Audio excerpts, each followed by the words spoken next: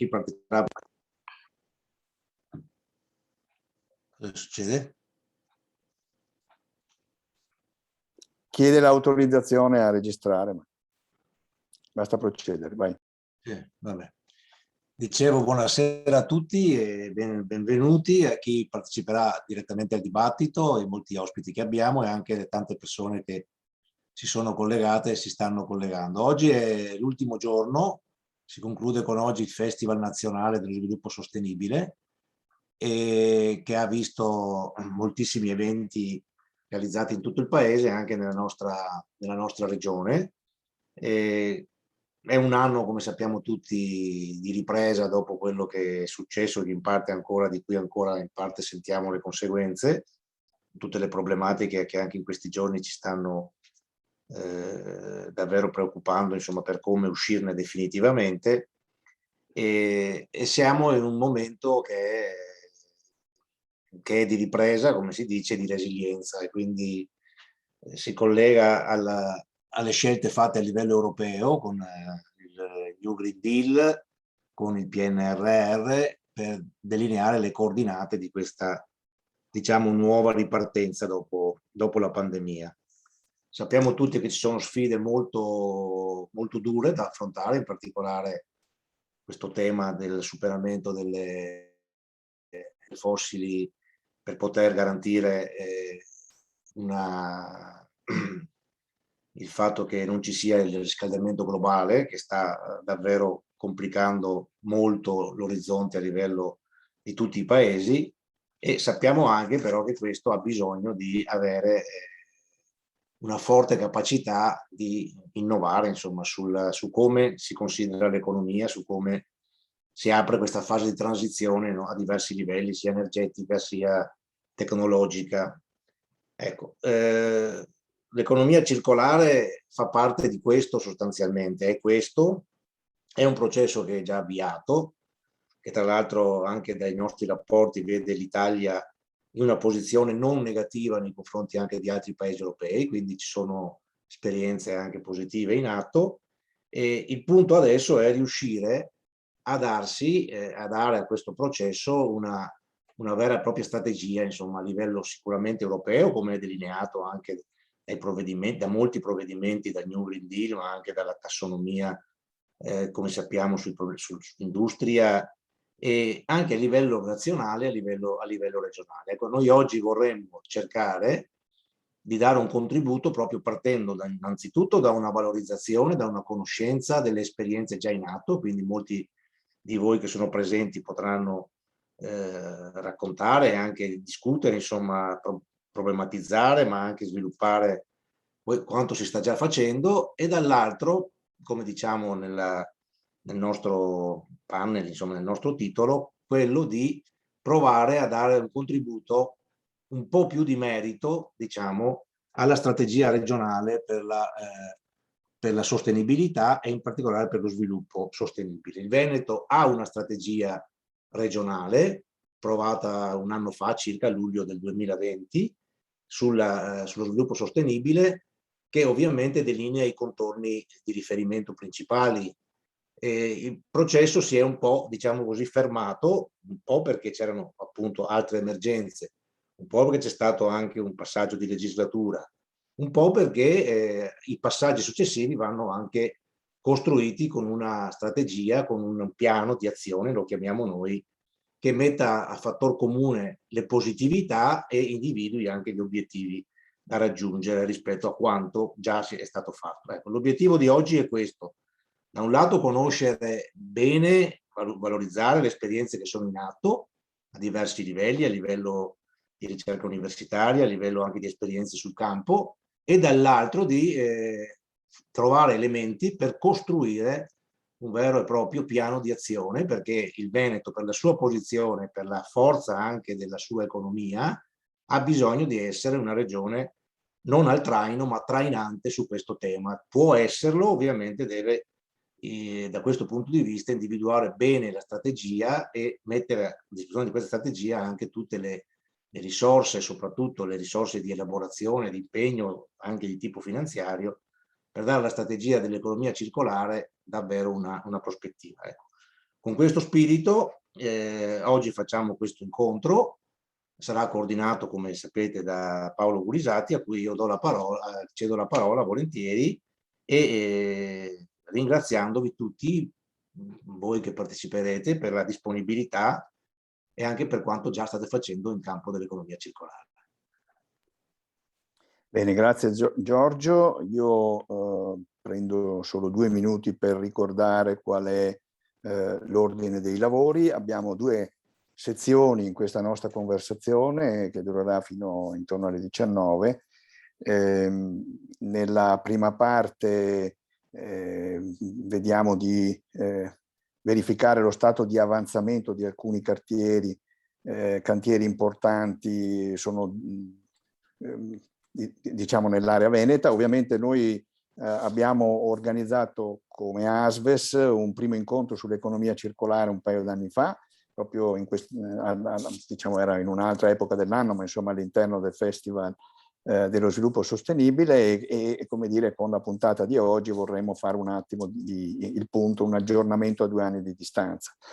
E questo lo facciamo nella prima parte presentando alcune esperienze di cui parlo fra un minuto, e poi ci sarà invece una seconda parte in cui gli attori più istituzionali, politici, insomma, rappresentanti delle associazioni che abbiamo invitato, appunto, riprendono il ragionamento sul futuro, su cosa dobbiamo fare per andare oltre quello che è stato fatto in questi 2 anni, come diceva Giorgio. Colgo un aspetto rapidamente delle sue considerazioni. In Veneto che sia all'avanguardia, che faccia da apripista e che non sia al traino, beh, questo credo che sia il minimo comune denominatore delle persone qui convitate. Sempre meno mi piacerebbe dover, come dire, registrare sul tema dell'economia circolare che noi importiamo schemi, ragionamenti, codici, obiettivi sviluppati fuori dal nostro territorio. È giusto che ci allineiamo agli obiettivi dell'Agenda 2030, a quello che succede nel mondo, però sarebbe bello che nel nostro territorio nascesse una scuola di pensiero sulla sostenibilità e in particolare sull'economia circolare, che piano piano sarebbe bello che questa scuola di pensiero si facesse strada a livello internazionale. Insomma, come siamo stati protagonisti di un modello economico e sociale straordinario negli anni 80 e 90, insomma nei prossimi anni sarebbe bello tornare a essere modello. Presento per il momento la prima parte e poi concluse le prime relazioni riprenderò in mano il discorso. Io farò soltanto il passaparola per impostare il ragionamento nella seconda parte. Cantieri, progetti di ricerca e formazione, prima ancora di entrare nel merito di un piano d'azione. Allora, dicevo, a 2 anni dal primo incontro, vediamo lo stato di avanzamento di alcuni cantieri importanti. Per esempio, quello della Valle del Chiampo, nel quale molti di noi sono stati impegnati. Nicola Muraro ci aggiornerà sulle ultime intese fra le imprese e le amministrazioni di quel territorio per quanto riguarda i temi critici della sostenibilità ambientale.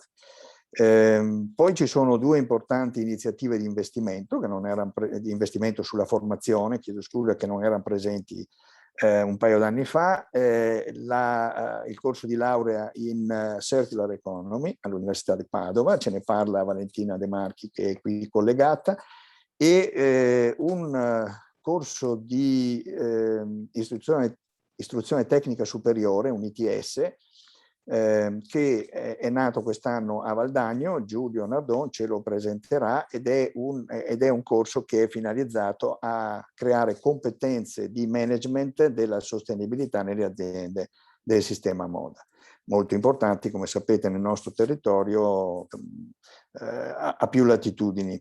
Allora, insomma, uno dei focus degli elementi di avanzamento di cui dobbiamo discutere, elementi di avanzamento degli ultimi 2 anni, è che abbiamo cominciato a creare nuove competenze. Insomma, è l'elemento fondamentale, insomma, un passaggio ineludibile sulla strada dello sviluppo futuro, l'unica che può coniugare sostenibilità con fattibilità, come ha detto recentemente Davide Favrin, amministratore delegato di Marzotto, in uno dei nostri webinar.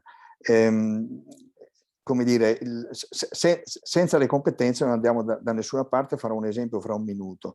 Così come è importante andare avanti con la ricerca. Paolo Pavan dell'Università di Ca' Foscari ci racconta alcune interessanti evoluzioni del mondo della ricerca, al quale lui è collegato. Teniamo conto che Paolo Pavan è anche all'interno del gruppo di Univeneto che segue la programmazione futura della Regione Veneto. Permettetemi una nota personale velocissima che ha a che fare con l'attualità sul tema delle competenze. Io ricordo all'inizio degli anni 90 ci chiedevamo per quale ragione l'Italia fosse in ritardo sulla strada della logistica, all'epoca elemento chiave per lo sviluppo più ancora della sostenibilità.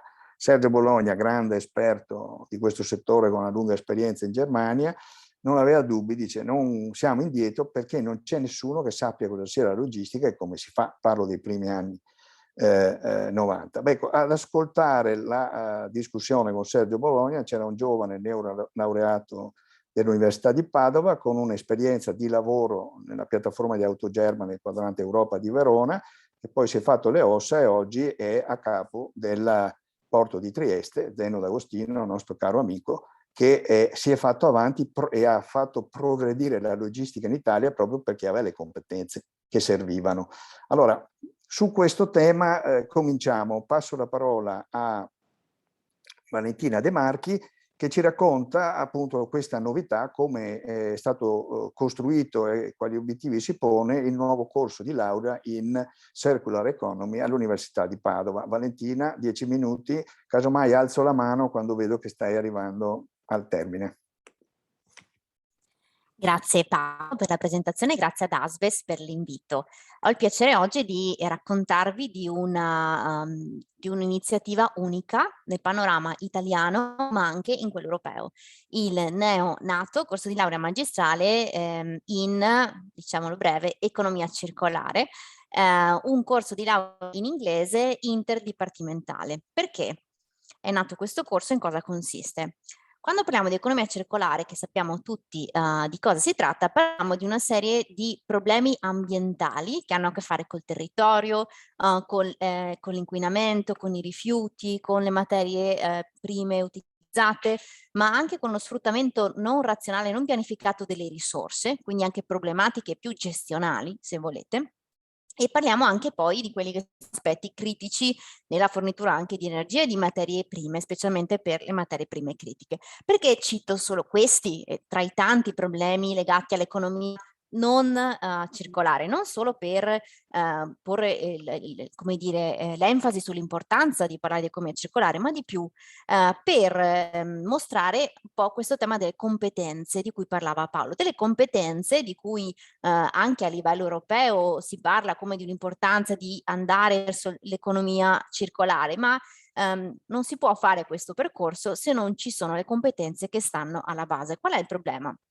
Che economia circolare riguarda problemi complessi e che richiedono prospettive molto diverse tra loro. Perché non basta un tecnico che ne sa benissimo di chimica o che ne sa benissimo di gestione dei rifiuti, ci vuole anche qualcuno che sia capace di capire qual è gli aspetti organizzativi e gestionali. Io studio economia circolare dal punto di vista del management, no? Quindi una prospettiva aziendalista e posso confermare nei miei anni di esperienza che molto spesso non è la tecnologia che manca, è la capacità di riuscire a farla lavorare in sinergia in un contesto esistente. Quello che abbiamo cercato di fare con questo corso di laurea quindi è di creare figure professionali che abbiano la capacità di tenere insieme questi aspetti così diversi tra loro. Il corso di laurea che è stato creato quindi si basa sul fornire competenze molto diverse tra loro, competenze tecniche e ingegneristiche che servono per la progettazione, la costruzione e valutazione di nuove tecnologie, ad esempio applicabili nel contesto dell'edilizia sostenibile oppure nella progettazione di sistemi di energie rinnovabili. Ma sono anche competenze scientifiche legate al mondo della fisica e della biologia. Tra l'altro competenze che alcuni studi ci dicono essere molto richieste, soprattutto in alcune fasi a monte, no? Delle catene del valore.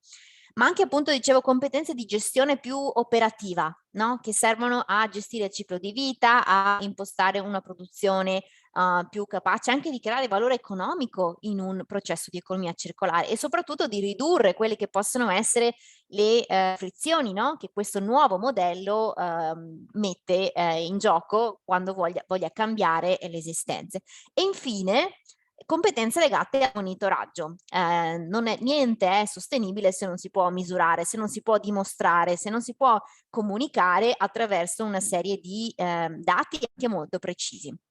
Quindi è importante anche una competenza di monitoraggio e anche poi di comprensione, di valutazione di quelle che sono anche le prescrizioni normative che quando parliamo di economia circolare, insomma, sappiamo sono un elemento cruciale e molto spesso anche insomma, molto, molto complesso. In questo contesto appunto nasce questo percorso di laurea magistrale, consapevoli che non ci sono altre esperienze simili, che c'è una forte esigenza di figure professionali di questo tipo che abbiano la capacità di comprendere linguaggi diversi e di crearne una sintesi, e anche consapevoli che in Italia, in Veneto in particolare, abbiamo un contesto particolarmente interessante per questo tipo di figure professionali. Perché? Perché abbiamo importanti filiere produttive, anche in settori a monte, no? delle catene di economia circolare, ad esempio la plastica, la gomma, per dirne alcuni, e settori anche complessi come le industrie meccaniche, metallurgiche, quindi una varietà di contesti in cui poi queste figure professionali potrebbero essere e poi, come dire, assorbite. Quindi è nata un po' questa idea di questo percorso, però non è stata solo un'idea di noi docenti, è stata un'idea che abbiamo testato poi anche con il mondo produttivo. Abbiamo fatto un questionario, abbiamo contattato quasi 150 tra aziende italiane e straniere, aziende e soggetti attivi nell'economia circolare, grandi istituzioni, e abbiamo loro chiesto cosa ne pensate, cosa ne pensate di questa proposta che fra un attimo mostro anche a voi, e le aziende ci hanno risposto intanto che uno dei punti di forza appunto è proprio questa multidisciplinarietà e questa preparazione tecnica avanzata, ma soprattutto ci hanno anche confermato che figure professionali di questo tipo potrebbero essere facilmente e molto velocemente assorbite nelle aziende appunto intervistate, quindi che gli obiettivi formativi rispondono pienamente alle esigenze di queste organizzazioni. A forza anche di questo feedback del mondo produttivo abbiamo quindi sviluppato un corso laurea che è internazionale, è erogato in lingua inglese, abbiamo già conosciuto i primi studenti, ce ne sono dal Canada, dalla Germania, dalla Spagna, dalla Francia, ci hanno proprio detto sono venuta apposta perché questo è l'unico corso di laurea che ho visto che risponde alla mia esigenza di costruire, no, una figura professionale che opera nell'economia circolare, ma facendo appunto, avendo prospettive molto differenti. È interdipartimentale, miracolo, siamo riusciti a mettere a sistema 12 dipartimenti e in questo interdisciplinare ci sono insegnamenti di chimica, ingegneria, biotecnologia, geologia, economia, diritto ambientale, no? Intersettoriale e altamente professionalizzante. Parte del percorso di studi, ricordo, magistrale, è un tirocinio. Abbiamo un gran numero di imprese che hanno già dato la disponibilità a ospitare i nostri laureati, e imprese e istituzioni, ma siamo aperti sicuramente ad altri membri, ecco, di questa proposta. Sia appunto per realizzare un tirocinio in azienda, sia anche per realizzare delle tesi sperimentali che possano appunto essere applicate a contesti anche specifici.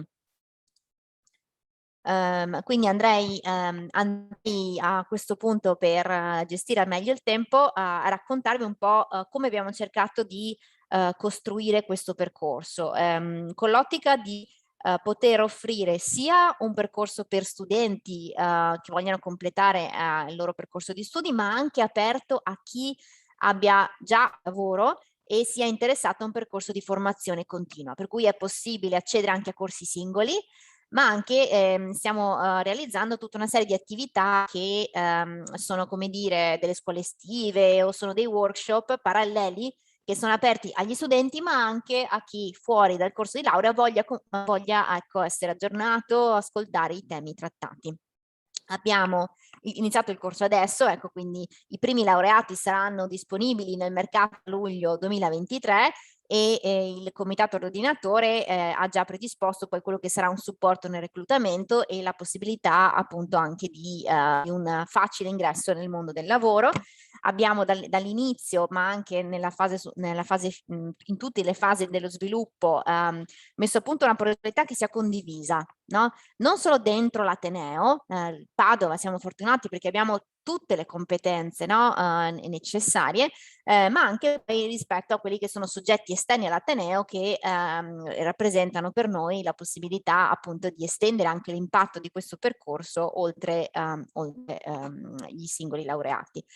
Che cosa potranno fare queste nuove figure che stiamo formando? Beh, lavorare sia in aziende private, nel settore privato in generale, a diversi livelli, qui vedete alcune delle figure professionali, sia in istituzioni pubbliche, ad esempio lavorando nei comuni o negli enti, nelle stazioni appaltanti appunto per gli appalti verdi, ieri parlavamo proprio di questo argomento entro il festival, ma anche per la definizione e la scrittura di politiche a supporto di quelle che sono le attività anche degli enti territoriali. Chiudo il mio intervento nel tempo che mi è stato dato aggiungendo un'altra informazione. Questo è un percorso di formazione pensato per appunto rispondere a quella che è un'esigenza vera, è quella di creare figure professionali altamente professionalizzate sia da un punto di vista tecnico che da un punto di vista manageriale e giuridico. E abbiamo insieme anche lanciato però un centro di ricerca per rispondere alle esigenze anche di imprese, istituzioni di sviluppo dei progetti di ricerca. Spesso nell'università ci sono competenze molto interessanti, però da fuori l'università non è chiaro chi sia poi la persona che ha la competenza giusta, no? Quindi un'impresa spesso fa fatica a capire qual è la persona di riferimento, chi è che può aiutarmi in un progetto di ricerca di un certo tipo. Da qualche settimana a Padova c'è un centro che risponde a questa esigenza. Il centro appunto di studi per l'economia circolare con cui stiamo ancora mettendo a punto il sito, ma fra poco sarà online, che racchiude proprio tutte queste competenze tecniche e appunto più di tipo manageriale e che è a disposizione del territorio, dei territori per creare sempre più questa congiunzione tra quello che è il mondo dell'università e quello che è poi il mondo produttivo e il mondo delle politiche che con l'idea che solo insieme questi soggetti possono portare un vero contributo. Mi fermo qui e sono a disposizione se ci fossero domande o curiosità. Grazie. Grazie Valentina, puoi togliere la presentazione. Intanto fra un attimo passo la parola a Paolo Pavan, così sentiamo anche la campana dell'altra università veneta che si occupa di problemi manageriali, che è Ca' Foscari, oltre che di temi ambientali. Mi sembra che tu abbia sottolineato una questione importante, citando il fatto che siete riusciti a mettere assieme ambienti diversi, milieu diversi, all'interno del corso. Ecco, non solo dentro l'università, ma ovviamente anche all'esterno, il futuro riusciremo a catturarlo nella misura in cui riusciremo a costruire quelli che gli esperti chiamano competence network, quindi network di competenze di tipo diverso, di servizio, di produzione ingegneristici, di comunicazione, eccetera. Questa è un po' la frontiera sulla quale ci stiamo avviando con la presenza del vostro del corso di laurea, comunque dell'iniziativa dell'università, mi sembra un pezzo di questo sistema. Paolo Pavan, il campo è tuo per raccontarci qualcosa sul fronte della ricerca su cui sei impegnato e qualche commento sul ruolo che tu pensi l'università possa avere. Sì, vedete le slide? Sì, tutto ok, vai. Buonasera a tutti. Ma io in 10 minuti devo essere estremamente rapido, come immaginate, quindi devo essere estremamente sintetico. Per qualsiasi approfondimento ci sentiamo in appuntamenti ad hoc. Allora, noi come gruppo di ricerca Interateneo, parlo di Verona, Venezia, il Politecnico delle Marche e soprattutto la Sapienza, è da un po' di anni che lavoriamo proprio in un'ottica di implementazione di logiche conservative delle risorse, che ora si chiamano, in una parola, economia circolare, se vogliamo, declinata in un ambiente molto particolare, che è quello che noi pensiamo sia indispensabile anche come ambiente di supporto a tutto il resto, sia i servizi, no? I servizi intesi come servizi al cittadino e servizi al territorio. Quelli che vedete lì sono alcuni dei progetti comunitari dove siamo coinvolti, siamo stati o siamo coinvolti, e sono tutti declinati, sono tutti in Horizon 2020, ma in realtà noi abbiamo cominciato il quinto, sesto, settimo programma quadro e siamo praticamente in un'ottica di recupero, cioè l'asse centrale di tutto quello che vedete lì è il recupero del carbonio dai flussi secondari. Tra l'altro anche noi l'anno scorso siamo già partiti con un corso di magistrale proprio in biotecnologia per l'ambiente e lo sviluppo sostenibile. Praticamente già nel 22 usciranno i primi laureati e proprio qui abbiamo voluto riversare un po' tutto quello che è la logica che vi dicevo prima, ossia sia in ambito industriale sia in ambito civile, portare la parte, tra virgolette, green dei cicli all'interno proprio delle filiere di produzione quanto delle filiere del metabolismo urbano, e declinarle poi adesso qui non c'è tempo assolutamente per spiegarvi tutto il corso, ma e le decliniamo in tutta una serie di insegnamenti, anche qui multidisciplinari, che vanno dall'ingegneria, vedete, alla chimica, all'economia ambientale, alla parte normativa, eccetera. Per quanto riguarda la ricerca, invece, questa laurea, scusate, non l'ho detto, è a Treviso. Noi abbiamo un campus a Treviso dove abbiamo anche avuto un'interlocuzione con tutta una serie di partner, tra cui Assindustria Treviso, tutta una serie di aziende, Assobiotech Italia, adesso non me le ricordo francamente, Contarina, visto che c'è Paolo Contò, Alto Trevigiano Servizi, tutta una serie insomma di soggetti che sono più o meno interessati a supportare e a entrare nel board, poi, perché abbiamo creato anche un board che ci possa indirizzare verso quelli che possono essere gli interessi più pressanti che abbiamo dal mondo industriale e dal mondo appunto di erogazione di servizi al cittadino. Tutta la nostra ricerca parte senz'altro dall'acqua. L'acqua perché parlo di acqua? Guardate, quella che vedete lì è il Veneto, ma potrebbe essere una qualsiasi altra regione. I puntini che vedete, come vedete, sono a ridosso della parte più montuosa e sono quelli dove ci sono i pozzi sostanzialmente, no? Quindi la zona di ricarica delle falde che è interposta, diciamo, tra la parte montuosa e quella che è la pianura. La pianura usa l'acqua che arriva da quei pozzi, la sporca, so che è brutto dirlo, è ormai così, e poi la deve restituire. Il 15206 prevede che voi restituiate cioè il principio guida almeno è di restituire all'ambiente un'acqua che sia in condizioni pari o simili a quelle che aveva quando l'avete prelevata. Con molta fatica il Veneto si sta attrezzando a fare tutto questo anche sulla spinta di quelli che sono, diciamo, quelle sono le direttive comunitarie. In realtà fino al 1980 di tutto questo c'era poco o nulla. Poi è entrata di peso la 271 al 91 e finalmente si è ragionato in termini di rimozione del carbonio, rimozione dell'azoto, rimozione del fosforo, e tutto questo si è innestato praticamente in un processo, sto andando velocissimo, mi rendo conto, ma vorrei arrivare subito al punto chiave. Si è innestato in un processo appunto di evoluzione di quella che è la depurazione. Ora, il punto chiave di tutta questa cosa qui è proprio il carbonio, perché quello che vedete, non sto a spiegarvelo, ma questo grafico ha un significato ben preciso. Significa che tutto quello che è il sistema fognario che abbiamo diciamo a disposizione, soprattutto qua nel Triveneto, risente di un grosso problema di aver poco carbonio in linea, no?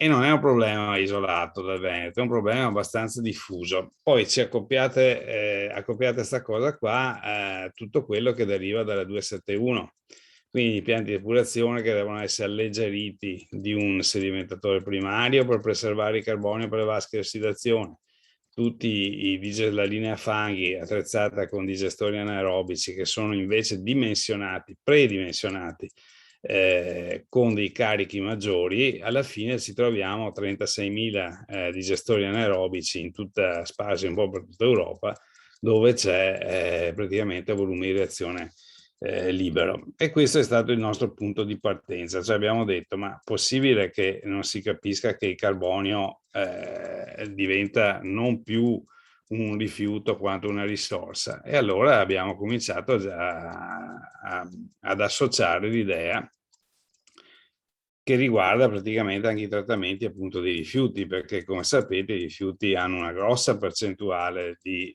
carbonio all'interno. Nel passato si buttava tutto in discarica, queste sono fotografie che sembrano dall'altro secolo, ma in realtà sono i primi anni 2000. 35% di quello che entra come rifiuto prodotto civilmente è organico, non parliamo poi dei flussi industriali, ad esempio da tutto l'agri-food, no? Tutta la parte anche alimentare dove ci sono carichi di carbonio impressionanti. Questo 35% la Comunità Europea dice basta, non lo portate più in discarica, giustamente perché crea problemi e basta, ma emana delle direttive che poi vengono di fatto riprese da noi, prima con il decreto Ronchi e poi col testo unico. Obbligo alla raccolta differenziata, qua Paolo ne sa 100.000 volte più di me su come organizzarla e farla, ma quello che conta per noi che invece siamo più dalla parte, se vogliamo, dello sfruttamento di queste frazioni, cambia praticamente tutto, cambiano i flussi, cambiano le caratteristiche, cambiano le quantità, cambia la densità del materiale. Sta roba ha praticamente un 70-80% di acqua all'interno, quindi è molto simile al ciclo di trattamento dell'acqua più che di una materia solida.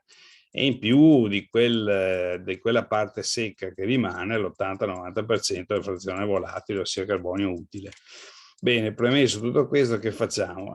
Il primo passo è premere sta roba e banalmente spremerla e tirare fuori una specie di succo che sia carico di composti che possono essere facilmente biodegradati e che siano assimilabili al ciclo dell'acqua. E qua il giochetto in inglese suona sempre bene, perché waste e wastewater si integrano e si va verso quella che chiamiamo appunto l'integrazione dei cicli, che è il primo passo verso una logica circolare nei servizi. Questa che vedete è ad esempio sono schemi semplici, ma dove risulta che praticamente i reattori anaerobici dei già esistenti, perché questo è uno dei punti di forza, già esistenti impianti di depurazione, diventano un po' il fulcro di tutta l'idea.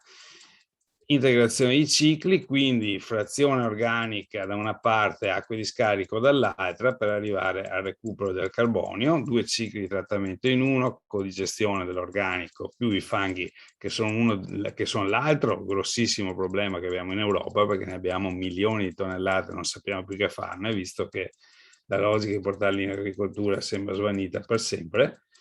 E pertanto si va verso una logica, ripeto, di efficientamento delle linee per andare verso prima dei biocombustibili, che è il primo step, e poi verso dei bioprodotti, come vedremo tra pochissimo.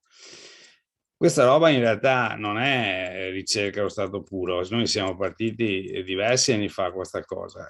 Nel 94 a Budapest abbiamo presentato per primi l'idea e l'abbiamo poi convertita in questo schema che vedete qui, che è di fatto uno schema di impianto integrato che è esistente. Noi abbiamo fatto gli studi su scala pilota a Sant'Antonino a Treviso, e quello che vedete dalla foto aerea è un impianto, è l'impianto di Treviso, che dal 2000 fa esattamente questo. Praticamente Contarina e ATS collaborano insieme, e la parte più umida, diciamo, quella, lo spremuto chiamiamolo, che a loro darebbe più fastidio, diciamo, che altro nel compostaggio, viene inviato ad Alto Trevigiano Servizi, il quale lo tratta, produce energia e ritorna invece a Contarina i fanghi digestati, che sono viceversa un buon accelerante anche per tutta la parte del compostaggio. Così Contarina può fare compost, amendante compostato di qualità. L'insieme di tutto quello che vedete, immaginatelo trasferito su un bacino più ampio.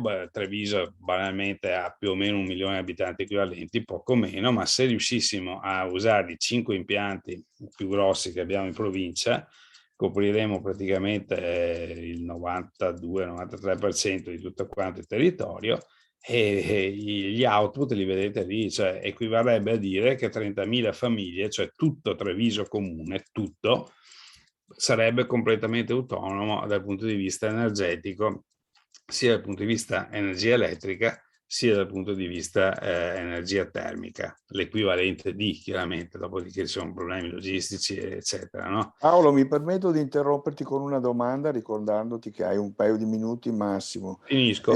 No, la domanda è questa, ma che distanza c'è tra le sperimentazioni realizzate finora e quello che potrebbe essere un sistema adottato a livello universale, almeno nella nostra regione? No, quello che hai visto è realtà, cioè quella già, l'impianto di Treviso funziona già così. Sì, no, ma la domanda è: qual è il problema che ci che ci impedisce di vedere questa cosa applicata in maniera questo ce lo dappertutto? chiediamo, me lo chiedo anch'io da privato cittadino da un po' di anni. Di fatto si fa fatica, mentre allora noi abbiamo la fortuna qui, non è per fare i complimenti a Paolo, ma Contarina e anche ATS sono dei soggetti, tra virgolette, illuminati, no? E hanno intravisto probabilmente prima di altri la possibilità di arrivare a delle eccellenze come questa. In altre situazioni questo non è stato possibile, ci abbiamo provato in altre maniere, ma far dialogare chi gestisce il ciclo dell'acqua, il ciclo unico dell'acqua, chi gestisce la parte dei rifiuti, spesso è difficile, e quindi queste sinergie non escono fuori tanto facilmente. Noi ci siamo riusciti bene o male. E questo è solo il primo step. Adesso parliamo di quello che è l'immediato futuro nei 2 minuti che mi restano. Allora, questa che vedete è praticamente lo standard, cioè entro, tratto insieme l'umido con i fanghi, faccio biogas che posso upgradare, diciamo, a biometano con una resa media di almeno dai 160 ai 180 metri cubi di biogas per ogni chilo, per ogni tonnellata, scusate, di rifiuto che entra. Questo è l'upgrade che è allo stadio, se posso velocemente passatemi il termine tecnico, è un TRL 6-7, cioè vuol dire che in una scala di prontezza tecnologica da 1 a 9 siamo praticamente già in fase dimostrativa. La logica è quella di rompere il processo in 2 parti, fare prima una fermentazione e poi una digestione, e questo si può fare semplicemente aggiungendo un piccolo reattore alle linee preesistenti. C'è un controllo dove noi abbiamo lavorato tanto, abbiamo anche messo appunto un brevetto intero che gestisce in autonomia le 2 fasi. E la morale qual è? La morale è che questi sono gli impianti pilota, sempre a Treviso, dove abbiamo studiato sta cosa, sempre con matrici reali. La morale è che nella prima fase tu riesci a ottenere praticamente quello che in gergo si chiama RBCOD, ossia Readily Biodegradable COD. Sono tutti composti a catena corta, 5-6 atomi di carbonio, che sono praticamente dei building block, cioè servono per fare qualcos'altro. Allora, o quelli li usi come ad esempio upgrade delle prestazioni stesse agli impianti di depurazione, cioè li dosati in denitro, e vedrete che le costanti cinetiche, che sono quelle che poi fanno avvenire la depurazione, salgono del 500%, perché sta roba qua è praticamente tutto cassana per i batteri. Quindi immaginatevi Treviso, che è un impianto che scarica in un parco naturale, avere a disposizione la possibilità di incrementare all'occorrenza la resa delle vasche è una cosa fantastica. Ma se no plastiche, giusto? E sì. Se no andiamo appunto sul discorso ovviamente biofuel, se no plastiche. Quello che vedete qui molto rapidamente è proprio l'ultima frontiera, ed è quello che stiamo praticamente portando in piena scala, in buona sostanza. Praticamente dei batteri, questi sono sempre i pianti pilota che fanno quello che vi ho detto, questi batteri, vedete, questi granuli bianchi sono quelli che si chiamano poliidrossialcanoati e sono appunto bioplastiche. Immaginatevi un sistema dove, che so, Contarina, dico un nome a caso, prende l'umido, lo tratta, tira fuori da una parte il combustibile per far girare i propri mezzi con biometano e dall'altra si fa i sacchetti in casa con lo stesso rifiuto che raccoglie per andare a prendere l'umido alle case dei cittadini. Se non è circolarità questa, ditemi voi. Perfetto. Qua mi fermo. Ti fermo perché mi sembra... Lo so, vado oltre. No, adesso sfrutteremo la presenza di Paolo Contò per appunto continuare il ragionamento sull'estensibilità di queste sperimentazioni, di questi lavori che avete fatto su scala più ampia, visto che lo hai citato più volte, abbiamo la possibilità di coinvolgerlo. Chiaro che la tua come dire, relazione molto tecnica è in realtà un'irruzione a gamba tesa dentro un parterre di economisti e diciamo persone che ragionano più in termini di politiche, però ci richiama insomma alla cruda questione che avevo posto all'inizio, l'esigenza di avere competenze, esperienze, attività di ricerca sulle quali ragionare appunto per costruire un sistema di competenze utile per la regione. Io ti ringrazio per questo contributo. Passo la parola a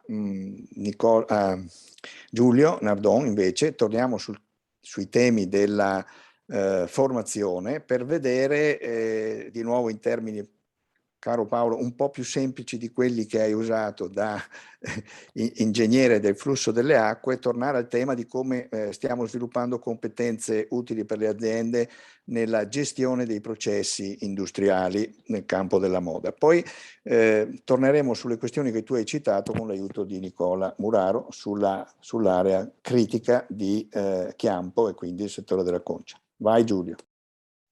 Buon pomeriggio a tutti, grazie naturalmente dell'invito. Quello che ha detto appena adesso Paolo sul fatto che il mio intervento sarà ad un livello tecnico molto più semplice è semplicemente un eufemismo, sarà decisamente più semplice in realtà. Io sono qui a parlarvi di una scuola, ed è una scuola che non è ancora partita, sta per vedere la luce, e per raccontarvi come la nascita di questa scuola, che ha avuto e che sta avendo una gravidanza non proprio banale, un comitato molto agguerrito sta cercando di farla partire, di ottenere attraverso un po' di arte maieutica che il parto si svolga in modo positivo, se mi passate l'esempio. Ecco, il corso, che è appunto, come Paolo diceva, un corso ITS, quindi un istituto tecnico superiore, porta alla denominazione di manager per la sostenibilità della moda. Qual è lo scopo di questo corso? Quello di formare una figura di staff, quindi non un tecnico, ma una figura che all'interno dello staff dell'azienda sia in grado di relazionarsi, di interagire con tutti i reparti dell'azienda stessa, dalla parte dell'acquisto delle materie prime fino alla vendita del capo finito, e portare in questa sua presenza un contributo fattivo per cui di anno in anno noi vorremmo che i processi coinvolti nella produzione diventino sempre maggiormente sostenibili, vuoi nel campo energetico, nella riduzione degli sprechi, nella produzione dei rifiuti, nell'emissione di CO2 ovviamente, ma in una visione un po' più ampia del concetto di sostenibilità si vuol dare spazio e profondità anche al discorso del piano umano nei rapporti all'interno del personale e con il pubblico, a partire, io direi, anche da una corretta informazione verso il pubblico di ciò che l'azienda sta producendo. Spero voi tutti concorderete con me che si tratta di un processo largamente controcorrente, vale a dire che proprio in questi giorni in cui molti studenti lasciano le aule scolastiche per protestare a salvaguardia dell'ambiente, e lasciatemelo aggiungere talvolta con idee non chiarissime in merito, noi stiamo al contrario cercando di riportare gli studenti a scuola e di trasformare la loro protesta in una proposta operativa che sia concreta. Sembra così, sulla carta, un'idea molto bella e a mio giudizio lo è, in effetti. Però vorrei far notare, se me lo consentite, che nella lingua italiana a un sostantivo positivo talvolta si affianca un aggettivo che lo svilisce. Ad esempio, teatro e teatrale. Teatro è una cosa molto positiva, teatrale, al contrario, ha un accesso nettamente negativo nel nostro modo di pensare. E così prete e pretesco, ma anche, e nel caso di cui stiamo parlando, scuola e scolastico. Nel nostro paese scolastico è sinonimo di scarsa qualità, di livello molto poco qualificato di conoscenza e di preparazione. Quindi l'idea, apparentemente difficile da realizzare, era quella di realizzare una scuola non scolastica. Allora, che cosa stiamo cercando di mettere in atto? Che cosa in parte è stato realizzato ed in parte è ancora oggetto del nostro lavoro? Innanzitutto una forte collaborazione tra le categorie imprenditoriali, le amministrazioni comunali, fondazioni all'interno del territorio ed una scuola che si occupa di abbigliamento già da circa 80 anni. Poi la presenza di un consulente scientifico riconosciuto a livello nazionale, che è Marco Ricchetti, e che opera da moltissimi anni in questo settore e che ha definito per la nostra nuova scuola aree e temi da sviluppare. Ancora, molto importante, e questo fa una differenza fondamentale rispetto alle scuole tradizionali, la nostra possibilità di ricercare i docenti per la loro competenza personale e non per graduatoria come normalmente avviene all'interno della scuola pubblica. E di creare, aggiungerò, una serie di referenti d'area, ognuno per quanto riguarda una delle aree definite da Ricchetti, in modo tale che possano sovrapporsi in parte alle lezioni e dare una coerenza alle unità formative che vengono presentate. Quindi, differentemente da quello che può succedere in una normale scuola, i docenti vengono coordinati, possono sapere ciò che fanno gli altri e non presentare sovrapposizioni che sarebbero inutili, salvo quando naturalmente queste sovrapposizioni non siano volute per presentare idee diverse. Non l'ho detto, ma lo lascio chiaramente intendere, quelli che noi stiamo cercando di formare sono delle persone che devono pensare con la propria testa e quindi contribuire a quella che Paolo Gorisatti chiama una scuola di pensiero. Ancora un'altra novità che mi sembra interessante e che ha in questo caso un risvolto puramente di tipo simbolico, però i simboli sono comunque importanti. La sede geografica del corso è posta a Valdagno. Valdagno che ha una storia nel campo del tessile che dura da circa 2 secoli, quindi una storia molto lunga e gloriosa, e quindi già in questo vedo un simbolo. Ma un simbolo ulteriore sta nel fatto che le lezioni non si terranno nella scuola che fa da capofila in qualche modo l'Istituto Tecnico Marzotto Luzzatti, ma si svolgeranno direttamente all'interno della grande azienda tessile della nostra città. Infine, ma non ultimo per importanza, noi avremo la disponibilità di una residenzialità agevolata in modo da creare una sorta di campus per gli studenti di fuori sede, e questo avviene in collaborazione tra l'azienda che ci ospita, l'amministrazione comunale e la Fondazione Cosmo, che è, come forse sapete, il contenitore di tutti i corsi ITS del settore moda all'interno della Regione Veneto e in parte anche della Regione Lombardia. Tutto questo, e così arrivo alle conclusioni di questo mio intervento, ha però dei costi non indifferenti, e richiede purtroppo delle risorse che sono significativamente maggiori di quanto attualmente la mano pubblica garantisce ai corsi ITS. Questa è la principale, direi, difficoltà che stiamo affrontando, chiaramente con una buona volontà da parte di tutti i soggetti implicati nel progetto, ma anche con la presa di coscienza, noi vorremmo sperare, da parte di chi governa l'istruzione pubblica, che è necessario assolutamente investire maggiori risorse in questo campo. Ovviamente in modo mirato, chiaramente con attenzione ai risultati, quindi non spesi a pioggia, però con l'obiettivo di puntare a dei risultati che il nostro Paese deve necessariamente cercare di raggiungere. Proprio perché, e così concludo, direi che scolastico deve diventare per tutta la scuola italiana un aggettivo degno del sostantivo da cui deriva. Grazie Giulio.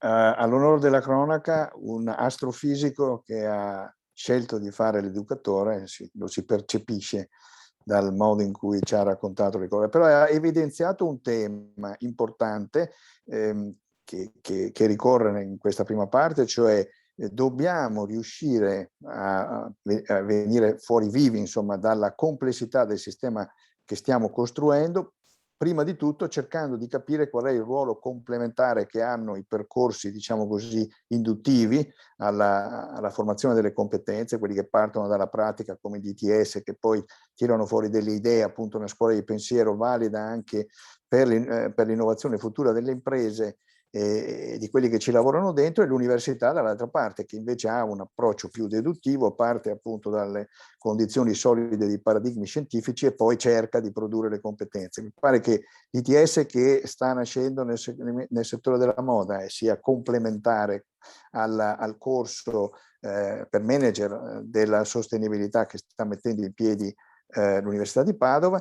Ecco, il problema appunto che mi sembra stia emergendo, che poi riprendiamo nella seconda parte, è come gestire appunto l'integrazione di queste iniziative che concorrono tutte a creare lo stesso scenario, però come dire devono essere anche invitate a quella che gli inglesi chiamano la cross fertilization, quindi a rapporti di collaborazione più stretti di quanti non ne abbiano oggi.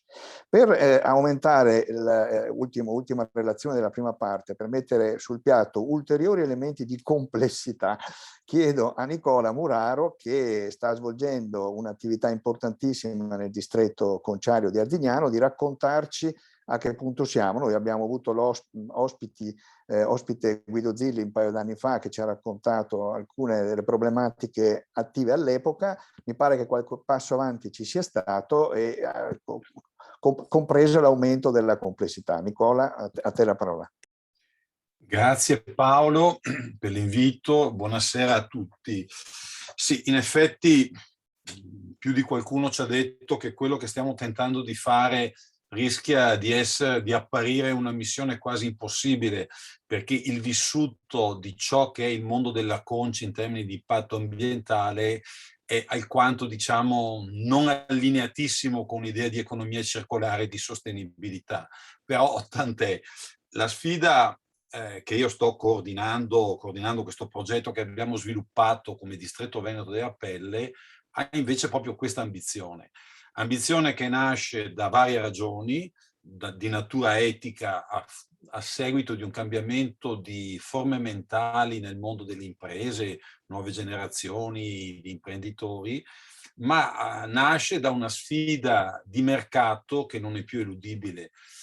Oggi il mondo della moda, il mondo dell'automotive pretendono livelli di sostenibilità dei prodotti che riflettono un sano cambiamento nel mood dei mercati, che richiedono appunto un impatto ambientale nettamente minore, e questo sta scombussolando, diciamo, i criteri con cui nel passato si è operato. Il settore della concia, pochi sanno che nasce nativamente come un'attività circolare, perché la materia prima è uno scarto del ciclo produttivo della produzione della carne, e ancora meno sanno che già oggi di circa 500.000 di tonnellate all'anno di pelli grezze, semilavorate, materiali chimici che entrano in zona, circa 200.000 già oggi sono trasformate in altre materie.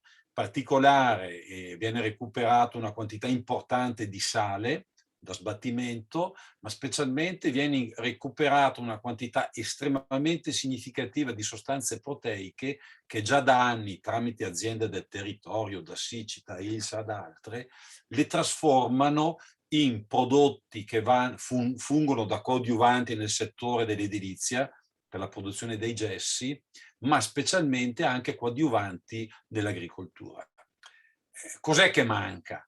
Manca l'ultimo miglio per trattare i non pochi fanghi residui del sistema, che comunque oggi sono 30.000 tonnellate anno, sembrano un numero stratosferico, ma in rapporto a quanto già viene recuperato, che è 200.000, in realtà è un volume decisamente più basso. Ma manca il fatto che comunque oggi l'impatto ambientale, ancorché drasticamente ridotto, non è quello che ci dobbiamo aspettare. Chi passa per Montebello ogni tanto sente dei profumi di idrogeno solforato, e giù nella bassa veneta la concentrazione di sale nell'acqua piuttosto che di inquinanti residui, ancorché rientranti nelle norme di legge, sono tali da, diciamo, da creare problemi sull'ambiente. Allora, la sfida che ci siamo dati a noi stessi, innanzitutto, è quella di darci un obiettivo a lungo termine, e quindi è, come dire, un'idea regolativa e non è certo un qualcosa che si può realizzare overnight, data la incredibile complessità dei sistemi dal punto di vista tecnologico, di business, dei processi decisionali, però ha indicato e indica un obiettivo chiaro, molto ambizioso, rispetto al quale sono stati messi in pista, abbiamo chiamati 8 cantieri, perché affrontare il tema dell'impatto ambientale del sistema CONCI in un'ottica economia circolare non riguarda solo i processi chimico-fisici e produttivi, ma ci siamo resi conto che riguarda un insieme di aspetti che tocca varie politiche al contorno. Gli 8 cantieri che abbiamo identificato dopo un anno di consultazione e di lavoro con i movimenti ambientalisti, con le istituzioni locali, con le università, con importanti studi di ingegneria, con gli impianti di depurazione ovviamente, sono innanzitutto la concia circolare, cioè la trasformazione dei processi produttivi e chimici connessi con il recupero di materie prime e seconde e la depurazione, la carbon neutrality, la trasformazione digitale, che in questo caso vuol dire insieme investire sui macchinari e ragionare in termini di controllo di processo produttivo, ma anche di controllo dei processi di emissione in acqua e in atmosfera, la ripresa e il completamento di un progetto ambizioso che è rimasto un po' sospeso, che è quello del risanamento del bacino Fatta-Gorzone, nato nel 2005 da un accordo di programma e che ancora richiede di essere completato, quello che abbiamo chiamato chimica pulita, cioè porsi in modo più radicale a partire dai prodotti chimici che entrano nel sistema Concia, filtrando all'origine quelli che non vogliamo più che entrino, sia inquinanti noti, pensiamo ai PFAS, che inquinanti emergenti, che inquinanti futuri che potessero determinarsi. Dietro a questo c'è una complessità che meriterebbe da sola una conferenza. C'è il tema della trasparenza dei dati. L'opinione pubblica nella zona, ma ancor più fuori da questa zona, ha sempre avuto un approccio giustamente molto diffidente, frutto di esperienze del passato che non sono sempre state, diciamo, eccellenti, e quindi creare una procedura credibile, sostenibile, aggiornata dei dati reali, di quelli promessi a seguito degli interventi e del progress, e parte di un processo di costruzione di una politica pubblica e privata che mostri che si va nella giusta direzione. C'è il tema enorme della formazione, che è emerso anche prima. Queste trasformazioni non si fanno, innanzitutto, se non si cambiano le forme mentali di imprenditori, top manager, ma poi serve un adeguamento dei percorsi formativi e delle competenze, sia hard skills che soft skills, e infine un tema anche di sostenibilità sociale. Questi 8 cantieri, come potete immaginare, configurano un progetto d'insieme molto ambizioso e complesso, che non è facile portare avanti, però la cosa bella, e poi veniamo alle cose più specifiche, sta nel fatto che a seguito di un lavoro non banale di discussione, di interazione, di confronto con una estesa molteplicità di soggetti, oggi abbiamo una sostanziale unanimità su questa strategia che ci sta consentendo di avviare, abbiamo avviato la preparazione delle schede tecnico-economiche di alcuni dei sottoprogetti, affinché, speriamo, possano arrivare gli enormi investimenti necessari per questo cambiamento strutturale all'interno del PNRR. Dal punto di vista più specifico, che abbiamo chiamato concia circolare, che ovviamente il cantiere più grosso, più complesso e più impegnativo, e su cui vorrei nelle frasi successive concentrarmi, l'idea che abbiamo avuto è che occorre ripensare proprio al paradigma, nel senso che il paradigma depurativo dei 2 impianti di Arzignano e Montebello, pensati all'inizio degli anni 70, quindi 50 anni fa, era un paradigma di buttiamo giù tutto in un unico tubo e poi un sistema depurativo centralizzato si occupa di rientrare nei parametri di legge, cosa che entrambi gli impianti fanno abbastanza bene e in gran parte dei giorni dell'anno i parametri sono rispettati.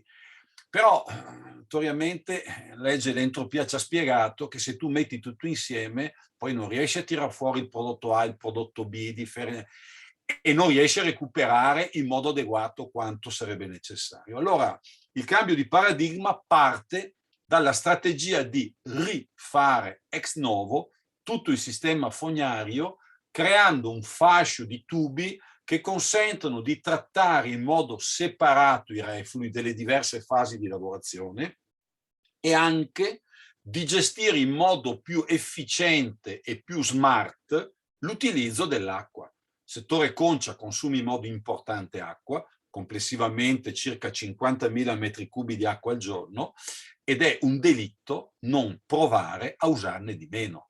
Per farlo occorre avere innanzitutto una gestione centralizzata di acquedotto industriale, ma occorre anche avere delle tubazioni che consentono di riusare a monte parte delle acque che si vanno a depurare, a pulire, a filtrare, in modo da avere un sistema che riduca nel modo più significativo possibile l'impatto per metro quadrato prodotto di pelle sull'ambiente.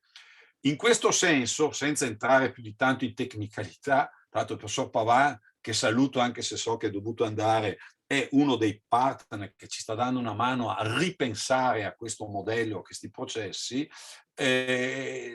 lontanissimo io dal descrivere soluzioni tecniche. Mi interessa solo raccontare molto velocemente le grandi scelte tecnologiche su cui siamo orientati, su cui stiamo lavorando, per dare il senso dell'impegno che c'è.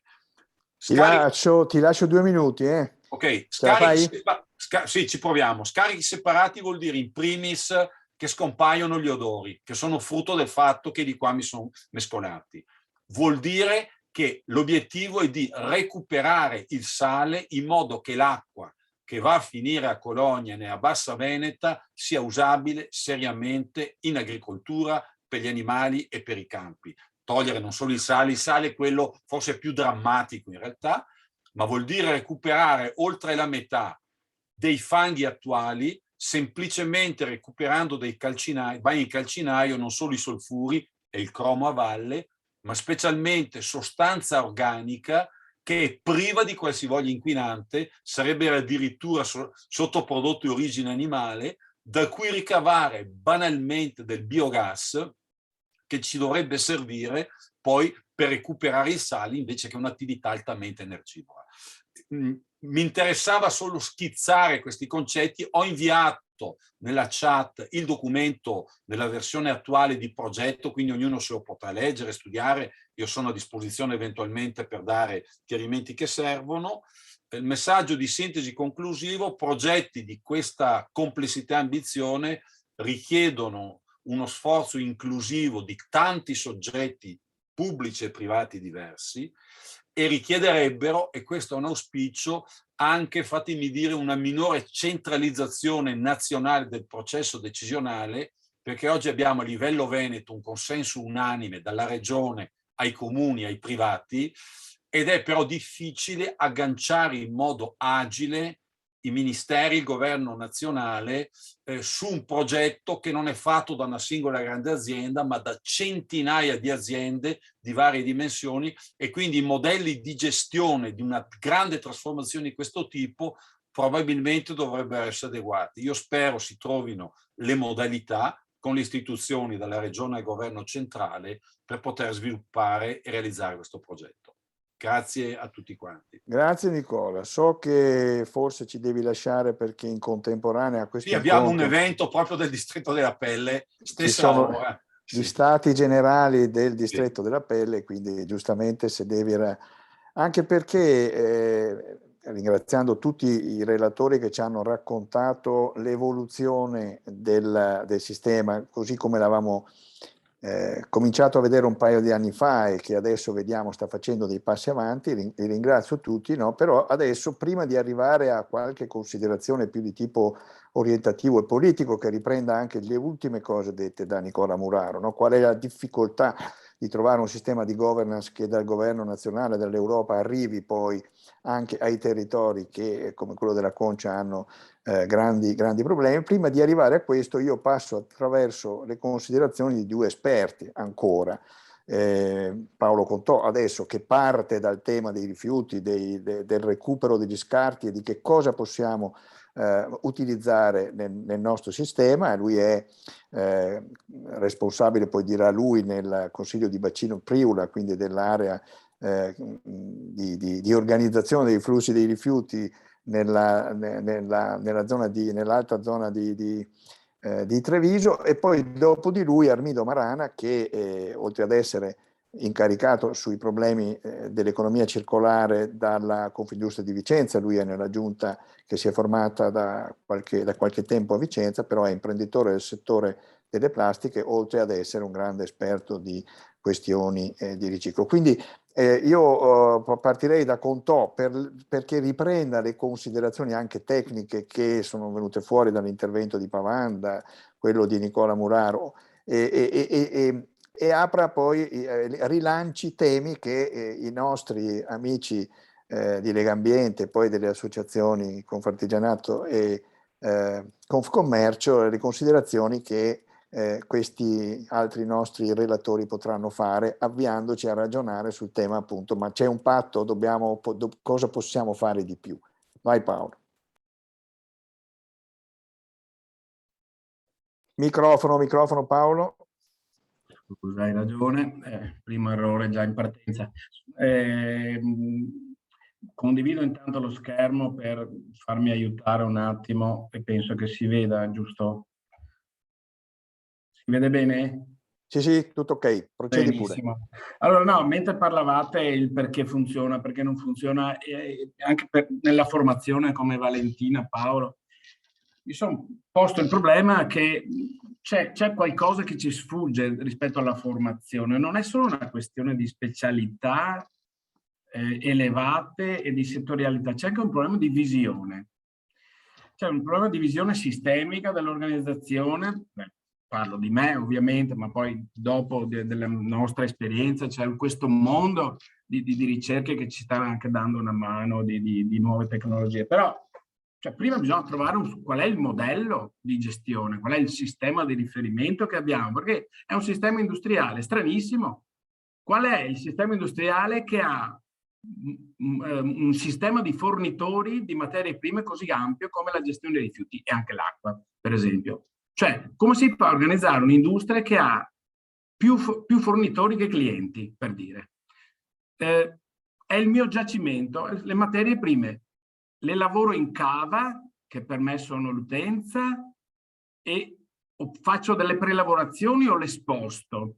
Cioè devo rovesciare quelli che sono i criteri che normalmente si hanno sull'uso delle materie prime.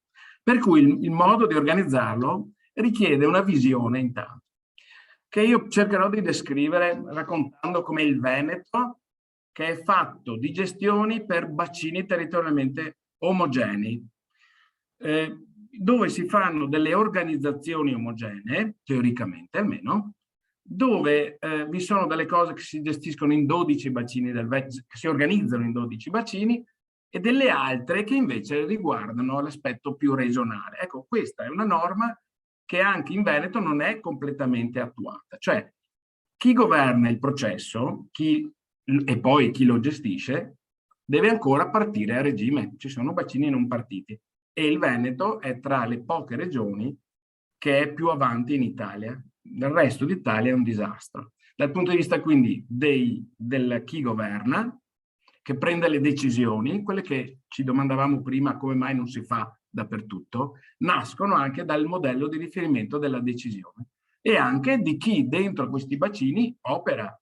Perché se poi abbiamo 12 bacini, che possono essere anche 7 o 15 circa, ma non di più, ma abbiamo un sistema di gestori come questo, questi sono i gestori del Veneto, ne ho contati 36 aggiornando dalla data della produzione. Allora il problema dell'organizzazione industriale aumenta.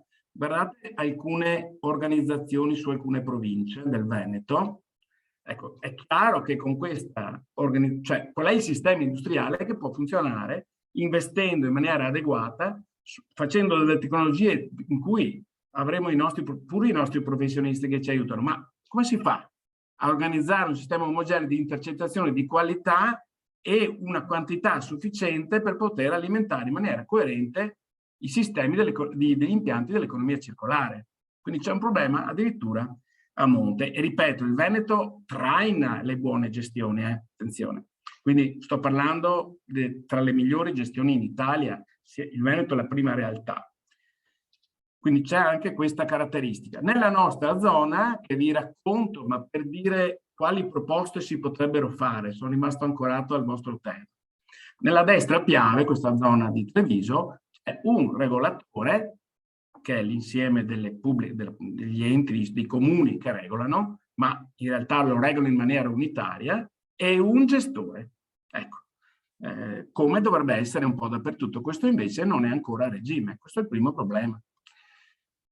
Nel nostro caso abbiamo un bacino non indifferente, uno tra i più grandi sicuramente è Venezia, del veneziano, che ha quasi 900.000 abitanti, poi, e anche lì però c'è una difficoltà di omogenizzazione. Nel nostro caso, pur avendo 4 tipologie diciamo di territorio, siamo riusciti a creare un sistema omogeneo di gestione, non solo un gestore, un regolatore, ma anche un sistema in cui l'intercettazione e l'organizzazione del trattamento è in maniera centralizzata. Quindi possiamo gestire masse con degli avviamenti coerenti. Ecco, questo è un po' il modello del regolatore sopra e che dà le regole al gestore, in questo caso Contarina, e agli utenti, ne determina le tariffe, definisce gli standard di servizio, tra gli utenti e il gestore si scambiano servizi e tariffe, quindi si remunera con le tariffe. Ecco, questo è un sogno che non c'è dappertutto. Per esempio, gran parte dell'Italia, se c'è un regolatore di area vasta che ha poteri molto scarsi. Ci sono di mezzo anche i comuni singoli, ciascuno che crea delle proprie regole, quindi è diciamo una confusione regolatoria che genera una confusione gestionale. Quindi vedrete alla fine, darò questi suggerimenti di intervenire da questo punto di vista. Nel nostro caso, appunto, unitarietà di decisione. L'assemblea di sindaci, l'assemblea di comuni, si esprime in un ambito che non è il singolo comune. Qui abbiamo un problema di regolazione nazionale. Abbiamo le competenze dei singoli comuni insieme a quelle di area vasta, a quelli di questi bacini che si devono creare un po' in tutta Italia. Allora, questo è strabismo. Com'è possibile che si possono creare delle regole di area vasta se poi ogni comune può ha ancora il potere di decidere nel proprio territorio?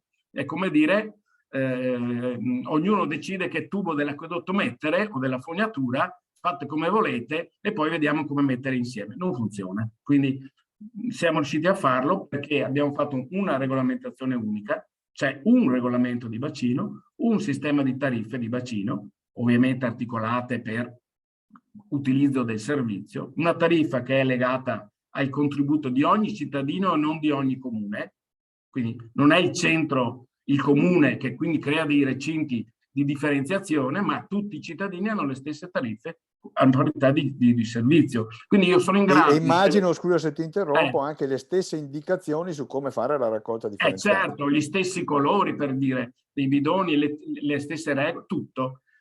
È chiaro che se sei in montagna avrai qualche particolarità, se sei nel centro storico avrai delle altre particolarità, ma tutti i centri storici avranno le stesse particolarità, tutti quelli in montagna del massiccio del Grappa o quant'altro avranno le stesse regole e quindi sono in grado di gestire questi fornitori di questo sistema industriale strano in maniera coerente. Questo è il primo aspetto. Abbiamo un unico contratto di servizio, stupisce quando ne parlo in tante parti d'Italia, a me sembra talmente naturale, ma non è così né per la legge né per anche la cultura dell'organizzazione del servizio.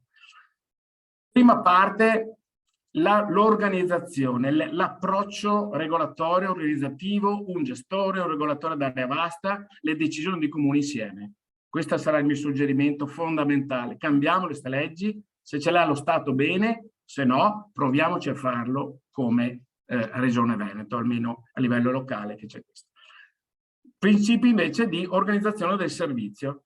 Qui per poter gestire una massa di fornitori di materiali che voglio ricircolare, devo creare un sistema che li coinvolga nella gestione. Così come coinvolgerei l'unico fornitore di materia prima, o i pochi, che gli do un premio in base alla qualità del prodotto che mi dà, o la quantità, in questo caso alla minor quantità, dovrei trovare dei sistemi che facciano integrare nella produzione anche questi piccoli fornitori, che sono tutte le famiglie. Quindi ognuno è un fornitore, non si mescola con gli altri, come l'acqua del collega di prima, no? Che non si deve mescolare per avere un migliore trattamento. Vale lo stesso. Ogni utente ha i suoi rifiuti, i suoi bidoni, i suoi contenitori, avrà la sua tariffa, vedete che avrà il suo premio in base al comportamento, avrà la sua informazione, il suo servizio. Quindi il principio che non tutti i sistemi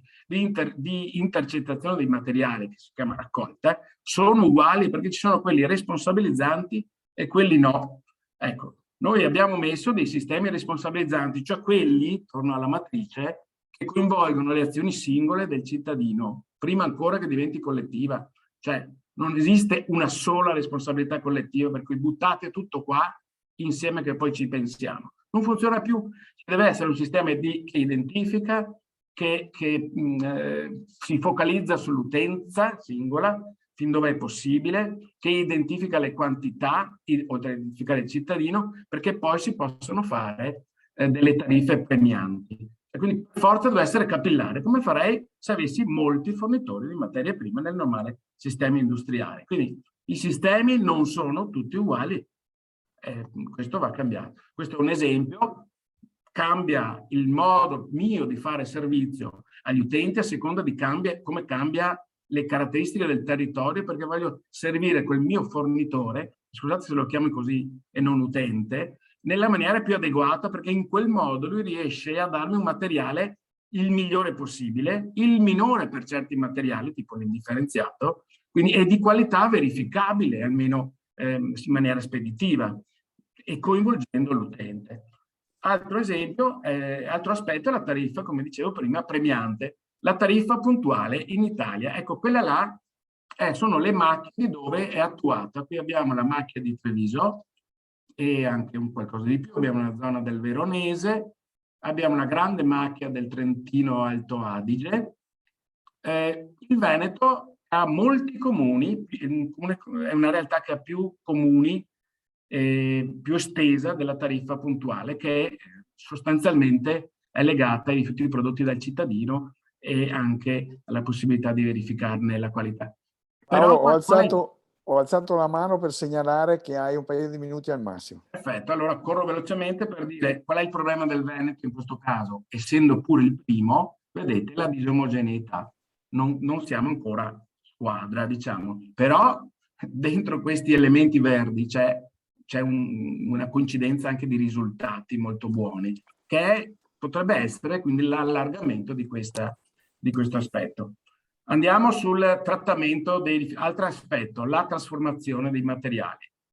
Io sono dell'opinione che il gestore del servizio si deve preoccupare di fare non solo il trattamento, ma anche di aumentarne il valore aggiunto, di fare almeno il primo miglio, quantomeno, del recupero, cioè di acquisirne un parte di valore aggiunto.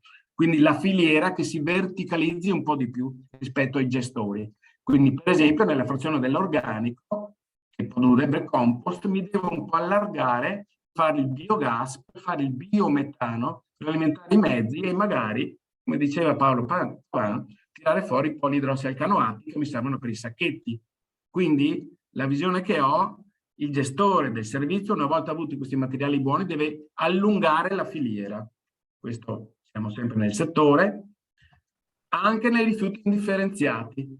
C'è una quantità nel rifiuto indifferenziato di materiali ancora buoni che in questo ciclo allungato, vedete questo che sto indicando, posso sottrarre a quello che è l'ineludibile fine che avrebbe eventualmente dello smaltimento, o almeno diciamo integrare di più il ciclo di recupero, quindi allungare anche il trattamento sui rifiuti diciamo non riciclabili. Già adesso, e prima di aver completato l'allungamento, abbiamo i migliori risultati d'Italia, come il Veneto ha i migliori risultati d'Italia nel nostro ambito. E quindi diciamo facciamo un po' da... indichiamo una direzione da prendere. Questi sono i chili di abitante di più residuo per la raccolta differenziata. Queste sono le qualità di materiali che sono molto buoni perché coinvolgiamo i fornitori, uso l'immagine, quindi sostanzialmente quali sono i fattori chiave che se noi volessimo riassumere potrebbero essere una delle strategie da suggerire anche per il Veneto o comunque più in generale. La regolazione, il modello di servizio, gli impianti per l'economia circolare. E io ve li ho riassunti, quindi nella regolazione la gestione unitaria, omogenea di area vasta, nel modello di servizio un sistema responsabilizzante, non tutti sono uguali, l'inserimento della tariffa puntuale, che non è obbligatoria, tranne in Emilia Romagna, che c'è una legge specifica, impianti di area vasta, quindi fare impianti che non, per area vasta, magari anche regionale alcuni, recupero del valore aggiunto, quindi filiera di integrazione. Vi dico questo, l'antitrust preferisce la disintegrazione del sistema tra impianti e raccolta a favore del mercato, ma disintegrare gli interessi non fa bene all'ecologia. Ora, qua il politico deve scegliere che cosa fare, se frammentare la linea del recupero per separare gli interessi e renderli incoerenti tra due interessi differenti o integrare il sistema. Io sono a favore dell'integrazione. Chi ha la responsabilità del materiale lo prende in mano deve fare fino al primo miglio, forse il secondo. E infine il trattamento per il recupero. Scusate e grazie. No, grazie a te Paolo. Stavo provando a riassumere anch'io in una battuta per alzare la palla agli interventi successivi, che sono 4, se andiamo un po' oltre le 19 non credo sia un problema, però appunto richiamo tutti adesso a provare a tirare la sintesi, visto che rappresentate associazioni. Io partirei dalle associazioni di categoria, magari lascio Luigi Lazzaro come Legambiente per le attività che sta facendo anche con la Regione alla fine, così ci aiuta a tirare un po' le conclusioni. Lui è anche componente del direttivo di ASVES.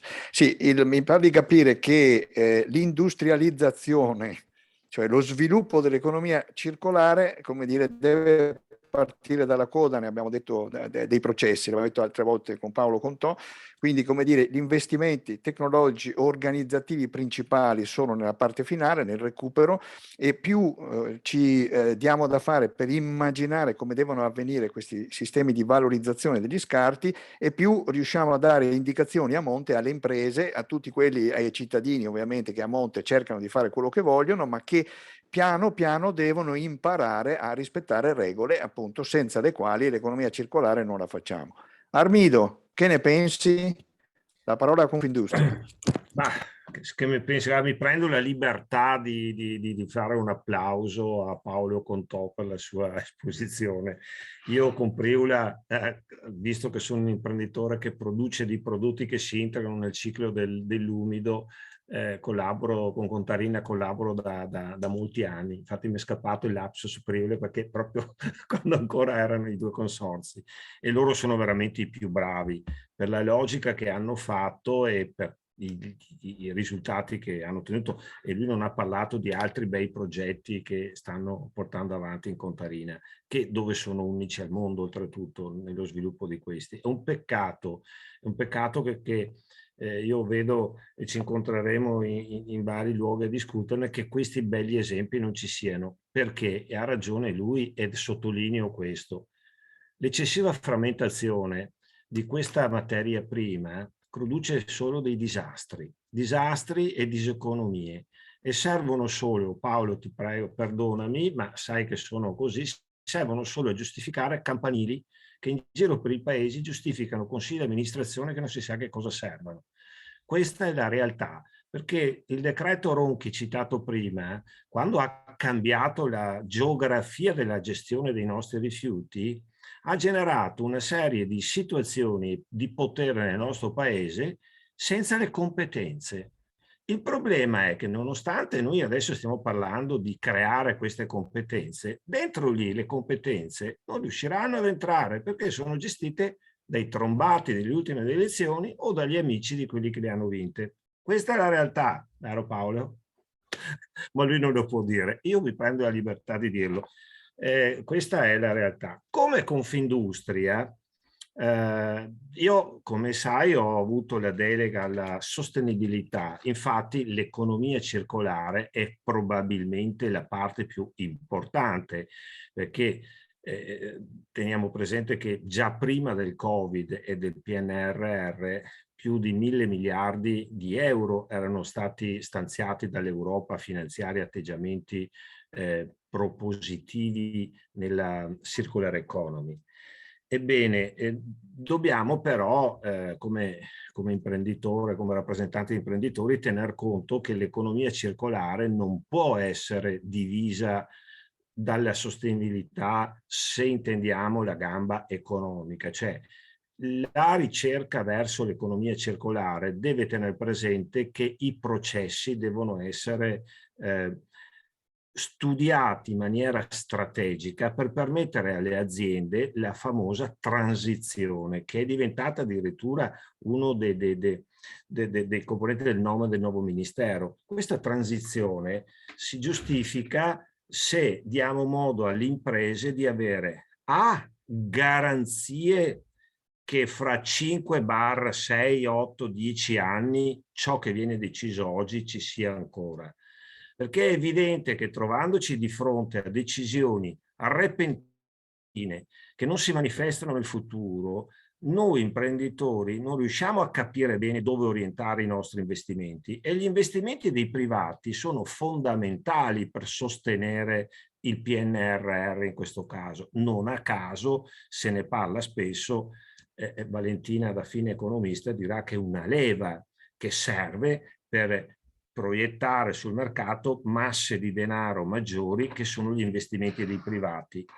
Ma se io penso a ciò che sta accadendo anche negli ultimi tempi, mi riferisco alla direttiva SUP che regolamenta i prodotti monouso, piuttosto che a altre situazioni, le cose non sono chiare e soprattutto non intravediamo sufficiente garanzia che queste norme vengano poi perpetuate nel tempo, che è base fondamentale perché l'industria, cioè le imprese del nostro territorio, possano investire con sufficiente tranquillità, sapendo che ricerca, sviluppo, che sono i primi passi da fare, genereranno poi cicli, materie prime e impianti che andranno a coprire questo tipo di domanda. Questo è quello che dobbiamo anche considerare in queste cose, perché salti in avanti troppo repentini rischiano di spaccare il sistema. Perché dico questo? Lo dico da Veneto, l'avete già detto tutti, una delle domande che hai posto è dove siamo. Ecco, è una delle cose che a cui vorrei dare risposta. La mia sensazione è che noi siamo messi abbastanza bene, direi oltre la sufficienza. E quando dico questo lo dico pensando a un sistema di rendicontazione. Una delle cose che vorremmo fare noi a Vicenza è quello di capire dove siamo, senza considerare quali sono i settori produttivi di appartenenza, accomunando tutte le caratteristiche, tutto ciò che è manifattura nel nostro territorio, per fotografarlo. Però io lo dico molto banalmente, nel 2015, quando l'ONU ha emesso l'Agenda 2030, in realtà ha creato uno spartiacque.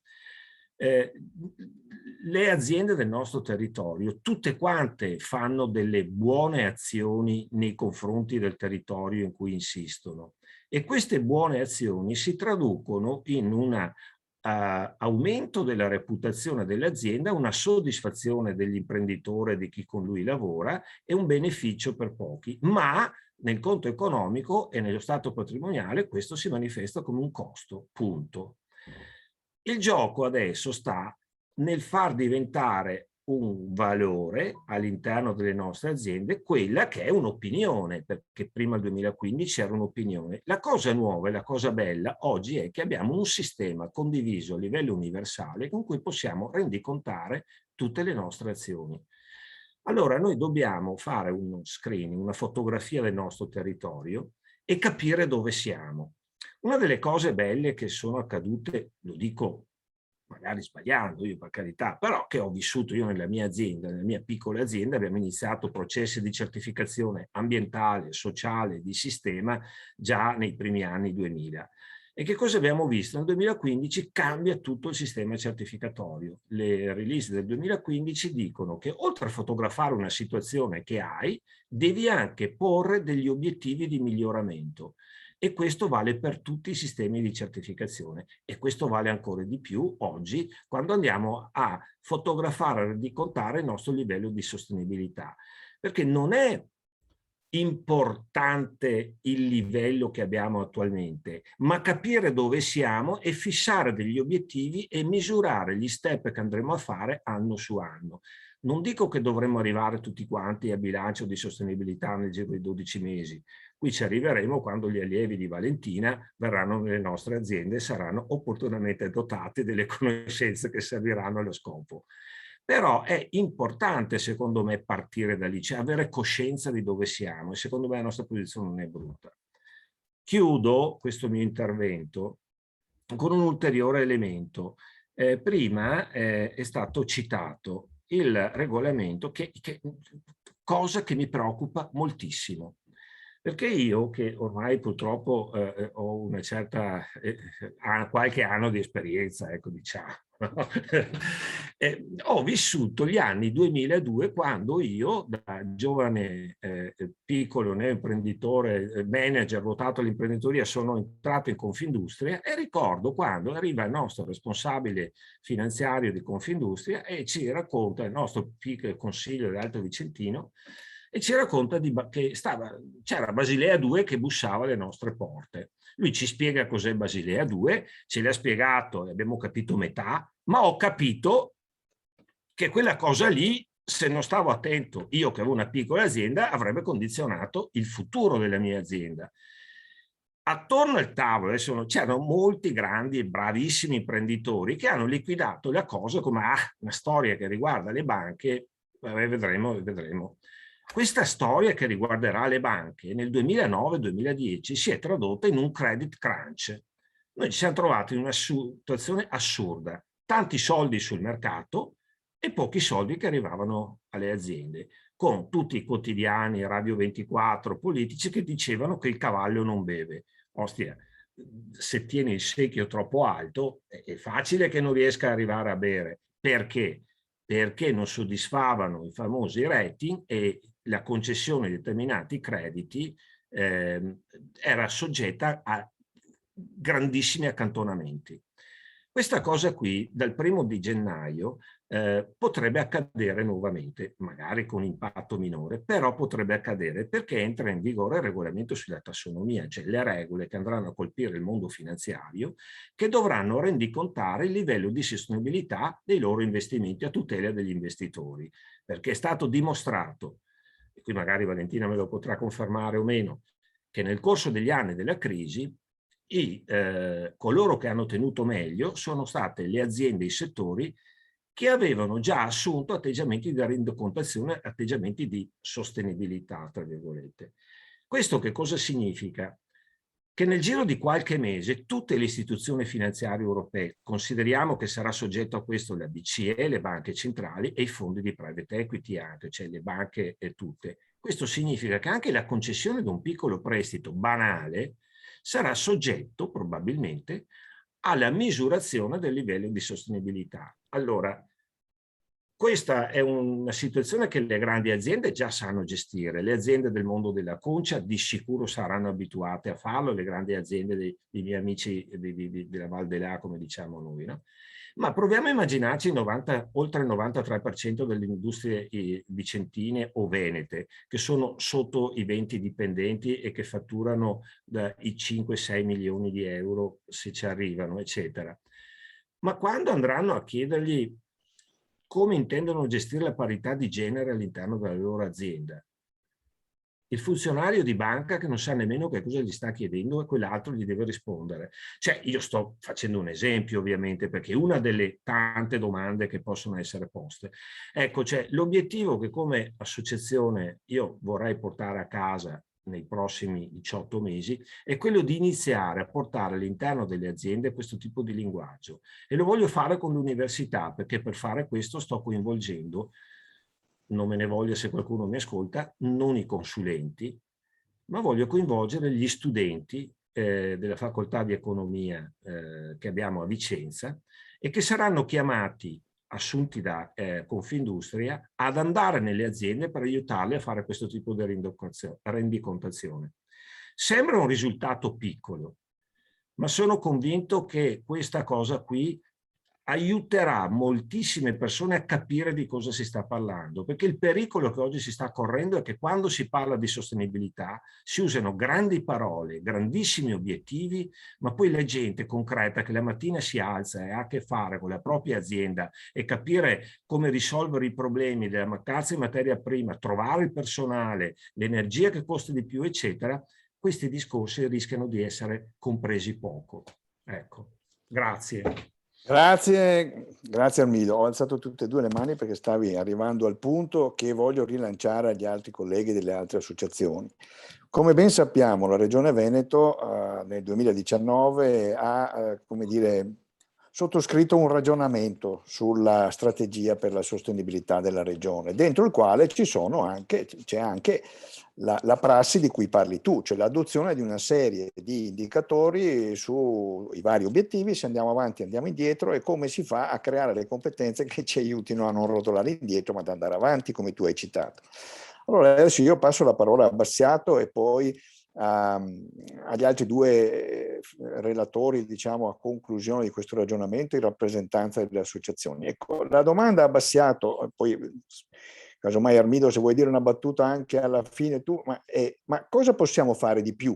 I piccoli passi di cui tu parli, che come associazione industriale state facendo a Vicenza, sono correttissimi, però la domanda è, qui c'è un gioco di sistema appunto che possa soccorrere le persone qui presenti, da Paolo Contò alle aziende che poi ci stanno ascoltando, per arrivare appunto a una visione di sistema che sia appunto timbrata dalla regione, compresa e agevolata, se non è possibile a livello nazionale, almeno a livello regionale. Bassiato. Sì, buonasera a tutti e grazie anche per l'invito a questo incontro da parte del Confartigianato Veneto. Mi perdoni, io comincio salutando Paolo Contò, direttore del bacino Priula, ma anche ricordando una serie di iniziative, anche in risposta a quello che mi ha appena detto, una serie di iniziative interessanti e utili alle imprese che abbiamo fatto come associazione nel territorio trevigiano dove opera il bacino Priula e Contarina.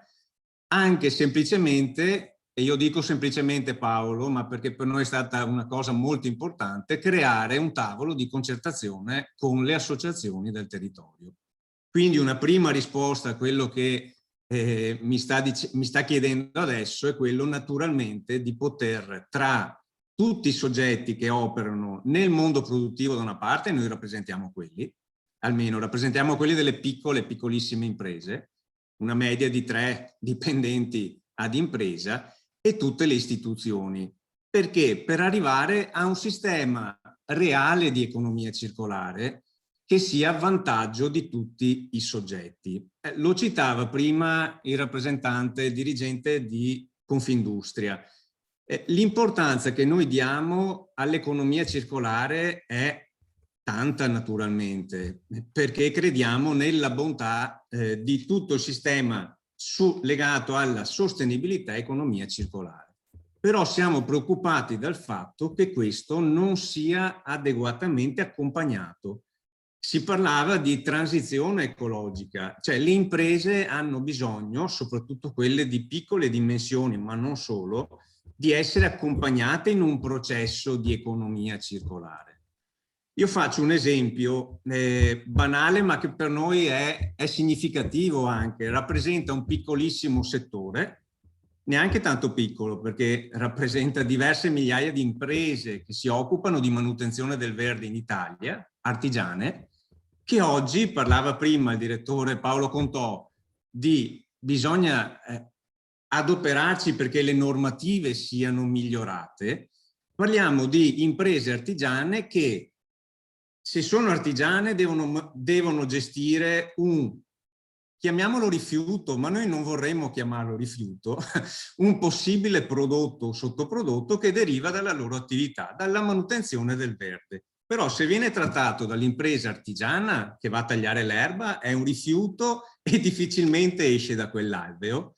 Se viene trattato da un'impresa magari dell'agricoltura, lo può riutilizzare nella propria attività in maniera molto agevole.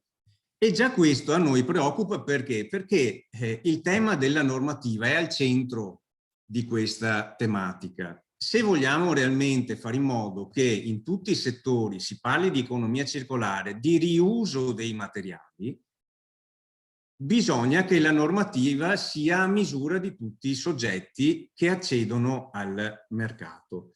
Si parla di riuso delle materie, dei materiali, anche in altri settori per noi importantissimi, come l'edilizia ad esempio, dove oggi ci troviamo in una difficoltà enorme di reperimento di materiale dovuto all'aumento delle commesse, il 110% sta trainando diversi cantieri, eccetera. Ma poter riutilizzare in maniera più agevole le risorse derivanti dalla demolizione, ad esempio, degli edifici e poterle riutilizzare in maniera più semplice nelle nuove costruzioni, con un po' più di coraggio anche da parte di chi fa gli appalti, e cioè magari metta dei limiti in salita al riutilizzo delle materie nelle nuove costruzioni. Questo a nostro avviso servirebbe a aiutare nella transizione ecologica vera, non solo sulla carta. E nel DEFR, nel documento di economia e finanza della Regione Veneto del 2022-2024, tra le proposte fatte quindi verso la Regione c'è proprio quello di adottare un sistema di economia circolare in Veneto, in modo che siano fissate regole e principi per minimizzare l'utilizzo di materie prime vergini, quindi andando a incentivare quello che è il riutilizzo delle materie o dei derivati da precedenti lavorazioni. I ragionamenti sull'economia circolare da parte della nostra associazione vanno naturalmente anche verso l'importanza delle filiere.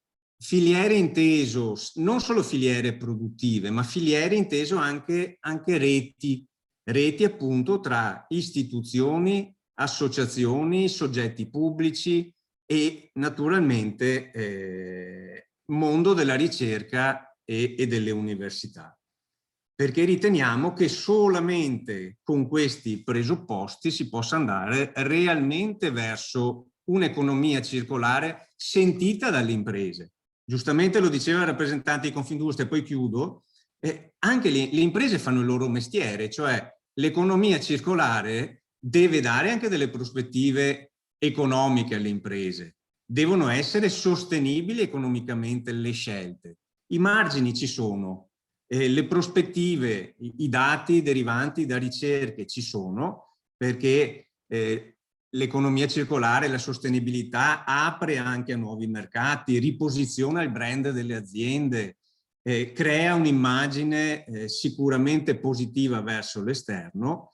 È chiaro che dall'altra parte ci deve essere anche una convenienza economica, e questa siamo sicuri che potrà essere sviluppata, e una normativa più semplice a misura di impresa, affinché tutto questo possa essere veramente percorso. Io spero di essere stato nel tempo che mi è stato dato. Mi pare proprio di sì. Ringrazio nuovamente. Ringrazio Gianluca Bassiato, come gli altri presenti. Ovviamente stiamo facendo fatica tutti, perché siamo qui da un'ora, da quasi 2 ore, quindi come dire, però mi sembra che stia venendo fuori un ragionamento, almeno in questa piccola comunità di persone, che possa essere portato avanti. Parlo per il mio presidente, una battuta, poi passo la parola a Gattolin.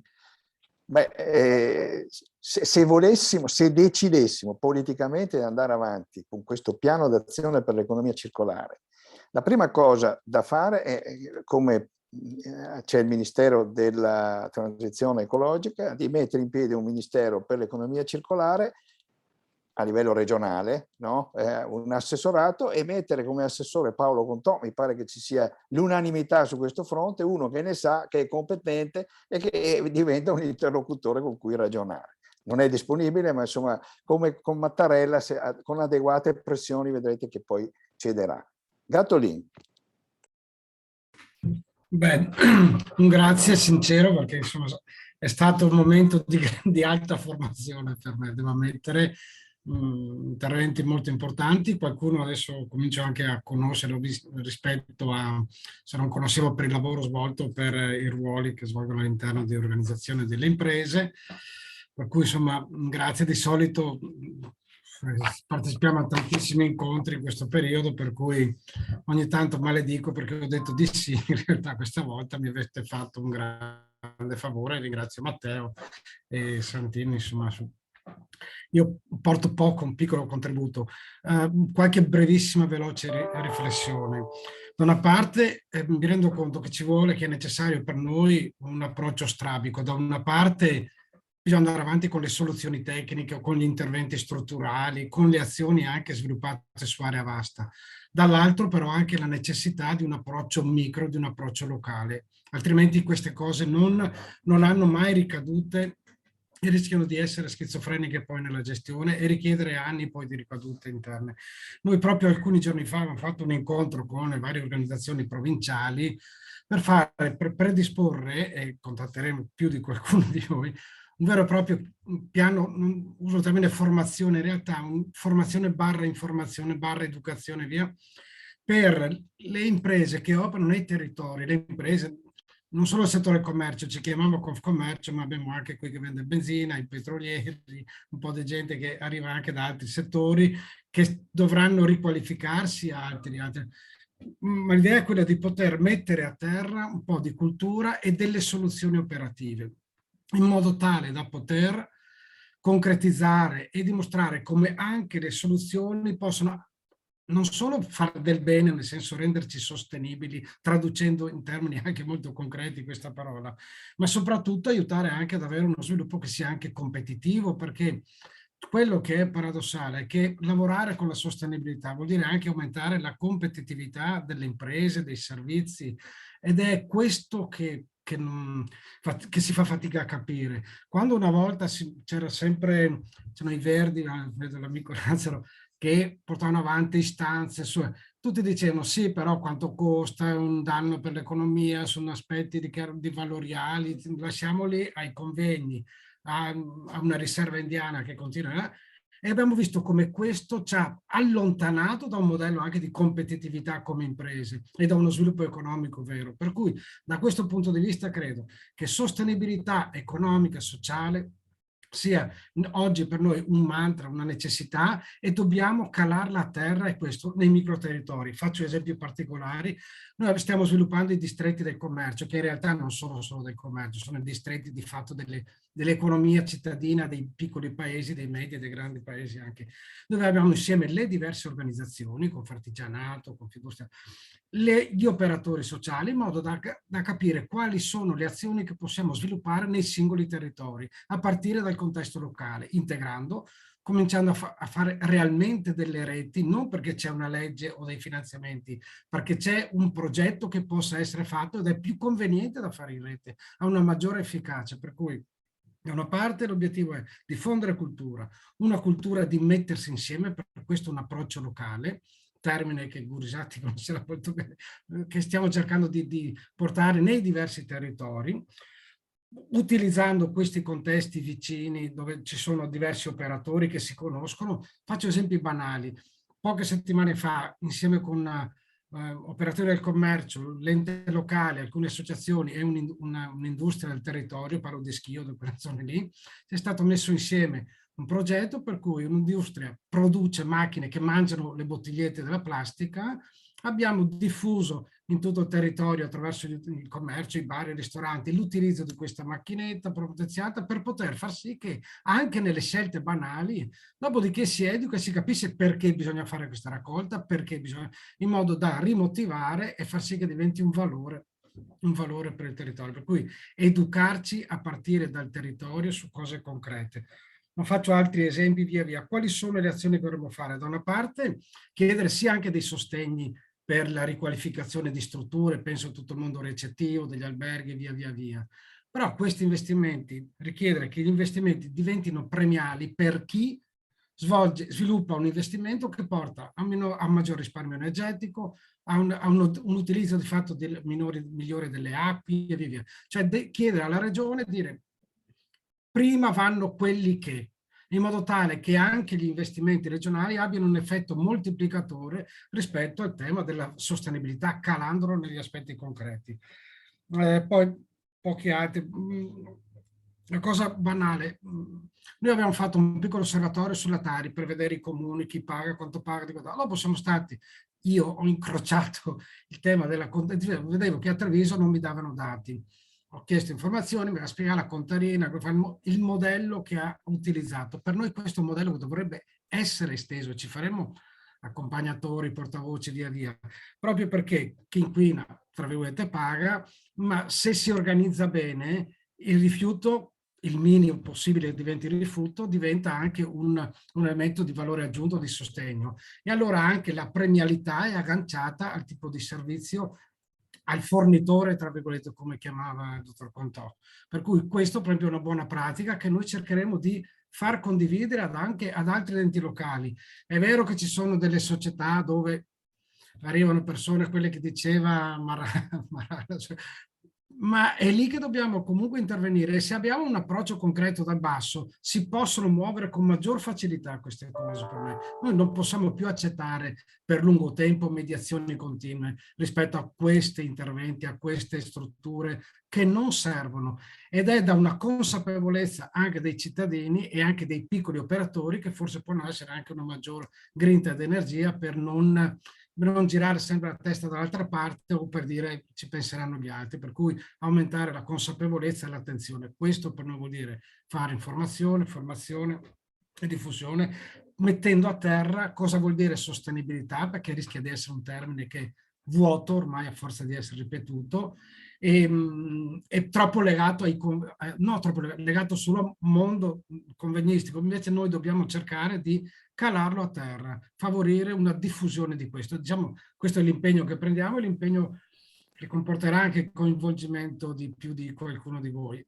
Vi ringrazio veramente per la disponibilità che avete avuto in il tempo che avete dedicato, e anche siamo convinti comunque che non si vince da soli, non si cambia da soli, o cominciamo su alcuni temi a mettere insieme anche le stesse organizzazioni, e su più aspetti insieme con Confindustria, con Fartigianato stiamo già portando avanti delle azioni. Su questo potremmo anche convergere per fare delle proposte concrete, e anche all'interno del POR, della nuova programmazione, o verificando anche all'interno del PNRR, sviluppare quegli interventi che sono utili per il territorio, per i cittadini, in modo tale da velocizzare un po' il percorso ed essere un po' più responsabili anche noi dal punto di vista come cittadini. Grazie. Grazie Gattolin per questo contributo. Adesso non ci saranno conclusioni questa sera perché siamo anche andati lunghi, ma sono sicuro che Giorgio Santini, avendo appunto i recapiti di tutti, rilancerà un'occasione futura intorno ad alcuni punti, alcune proposte per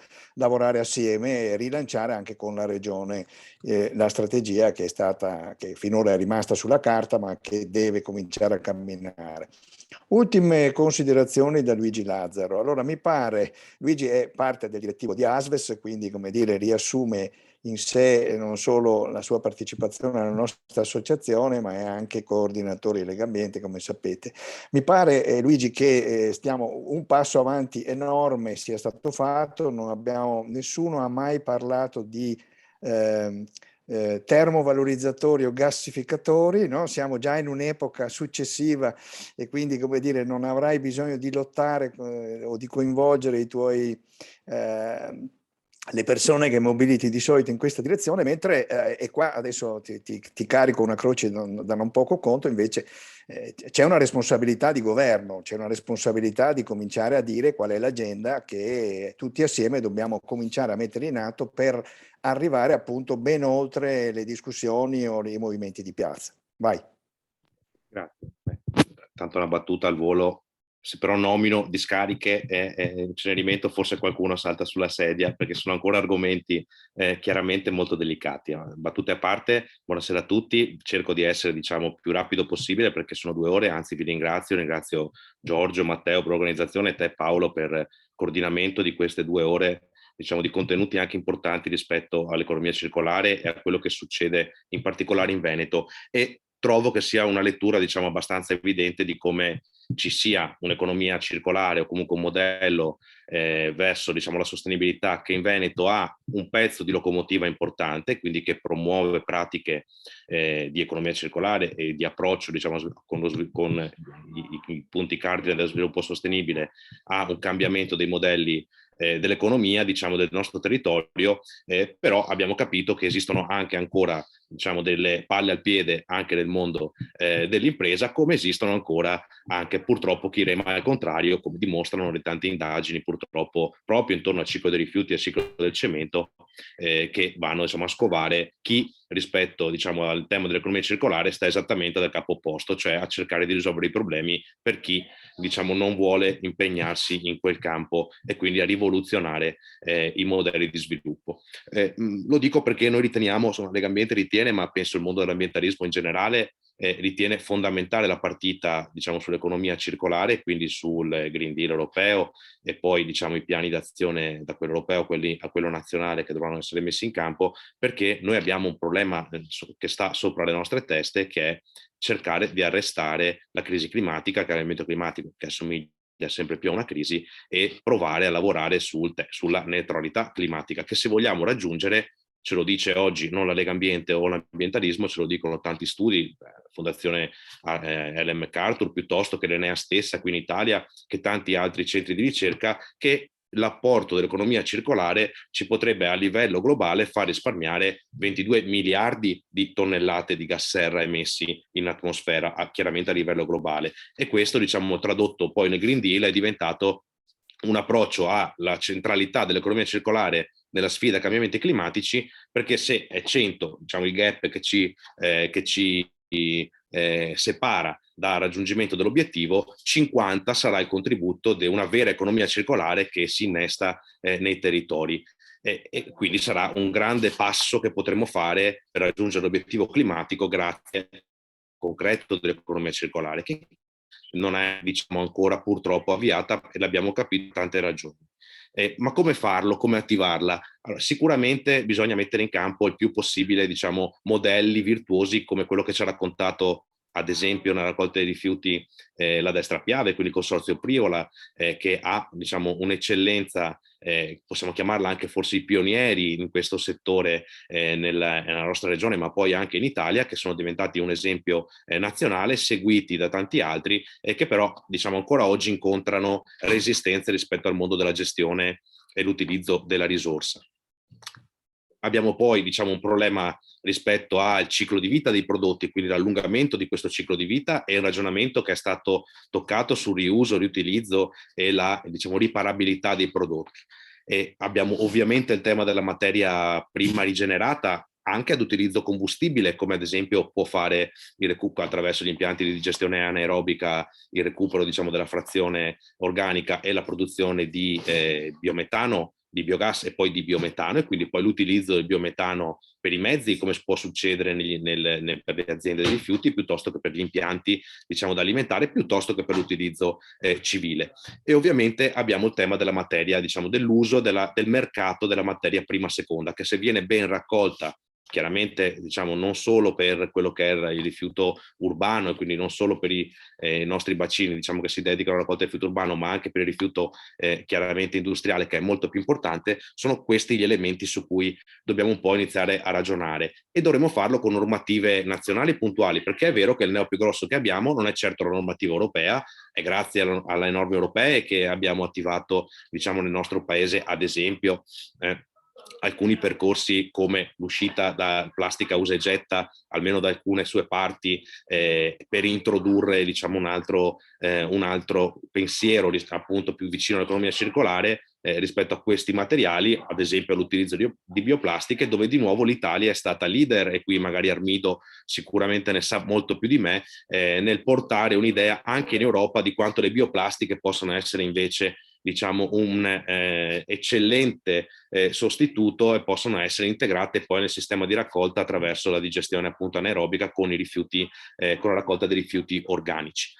Questi sono diciamo elementi che l'Europa in qualche modo ha introdotto, come ne ha introdotti altri, su cui dovremo un po' iniziare a accelerare, perché se c'è qualcosa che ci deve essere chiaro è che abbiamo poco tempo. E per questo diciamo che secondo noi, secondo Legambiente, per raggiungere questi obiettivi bisogna partire ovviamente da liberare quel PNRR, quelle risorse del PNRR nei territori, provando in qualche modo a intervenire su una sburocratizzazione di alcune procedure che rendono completamente diciamo paralizzato il mercato per alcuni aspetti. Basti pensare agli end of waste che ancora sono bloccati. Si parlava prima, si è citato prima l'argomento dell'edilizia, insomma il recupero degli inerti in edilizia. Beh, ci sono ancora gli end of waste che devono procedere a essere sbloccati al Ministero, e quindi c'è un lavoro diciamo rallentato da parte dell'apparato burocratico che va assolutamente velocizzato, ma poi bisogna mettere in campo che strumenti regionali. Su questo, e concludo, diciamo è l'impegno principale dell'associazione in Veneto che io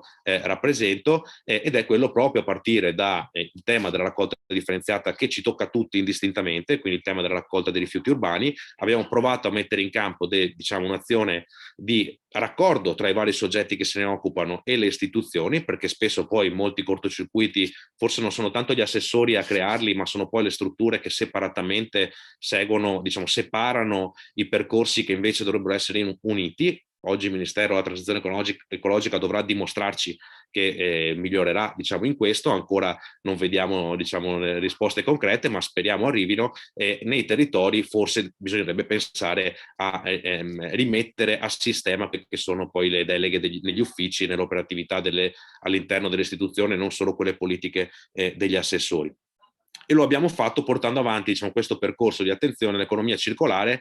L'abbiamo fatto negli ultimi 6 anni in particolare con un ecoforum, cioè con un appuntamento diciamo tra livelli appunto territoriali, regionali e nazionali, per mettere a fuoco le necessità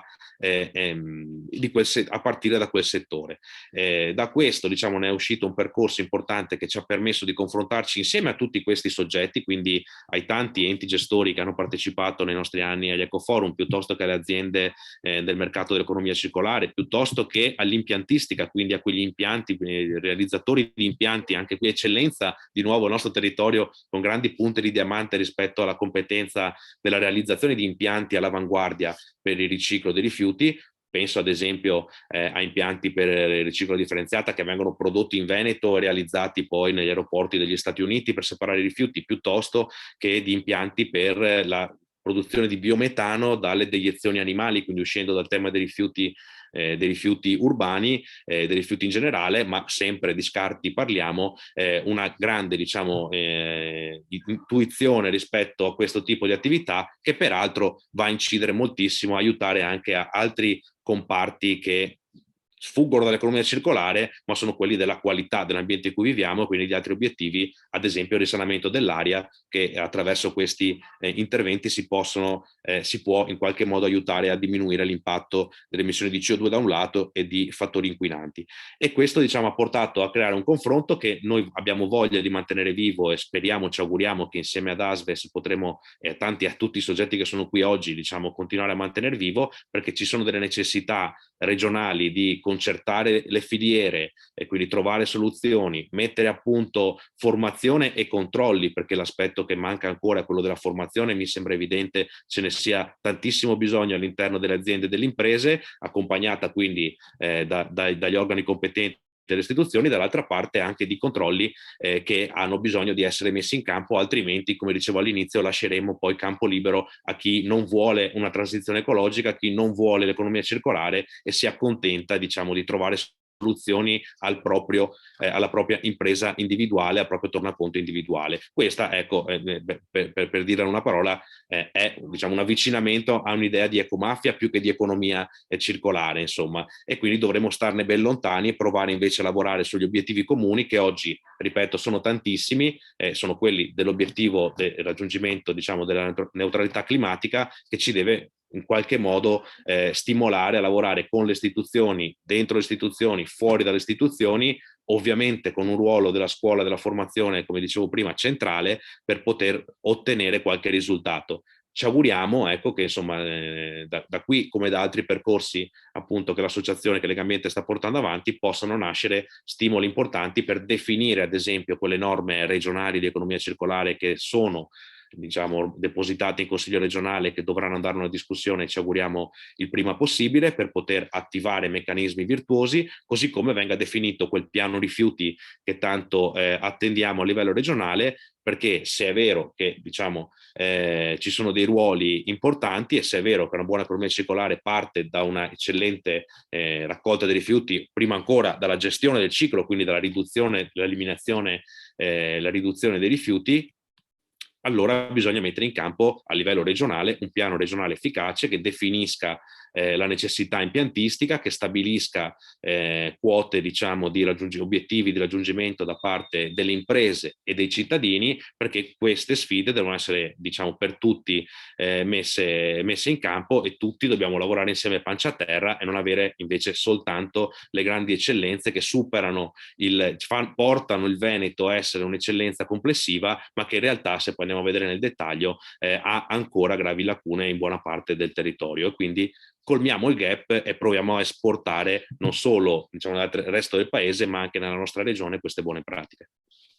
Grazie a tutti. Allora, in una battuta, vi dicevo prima, e sono sicuro che Giorgio mi assiste in questo, vedremo di inviarvi quanto prima appunto una breve nota per riprendere il cammino che ha iniziato la Regione qualche tempo fa e sul quale siamo tutti impegnati, quindi rivederci e e far ripartire la macchina dell'interazione oltre questi webinar, queste occasioni di dibattito in sede istituzionale, per vedere di fare dei passi avanti, con To, come dire, incluso.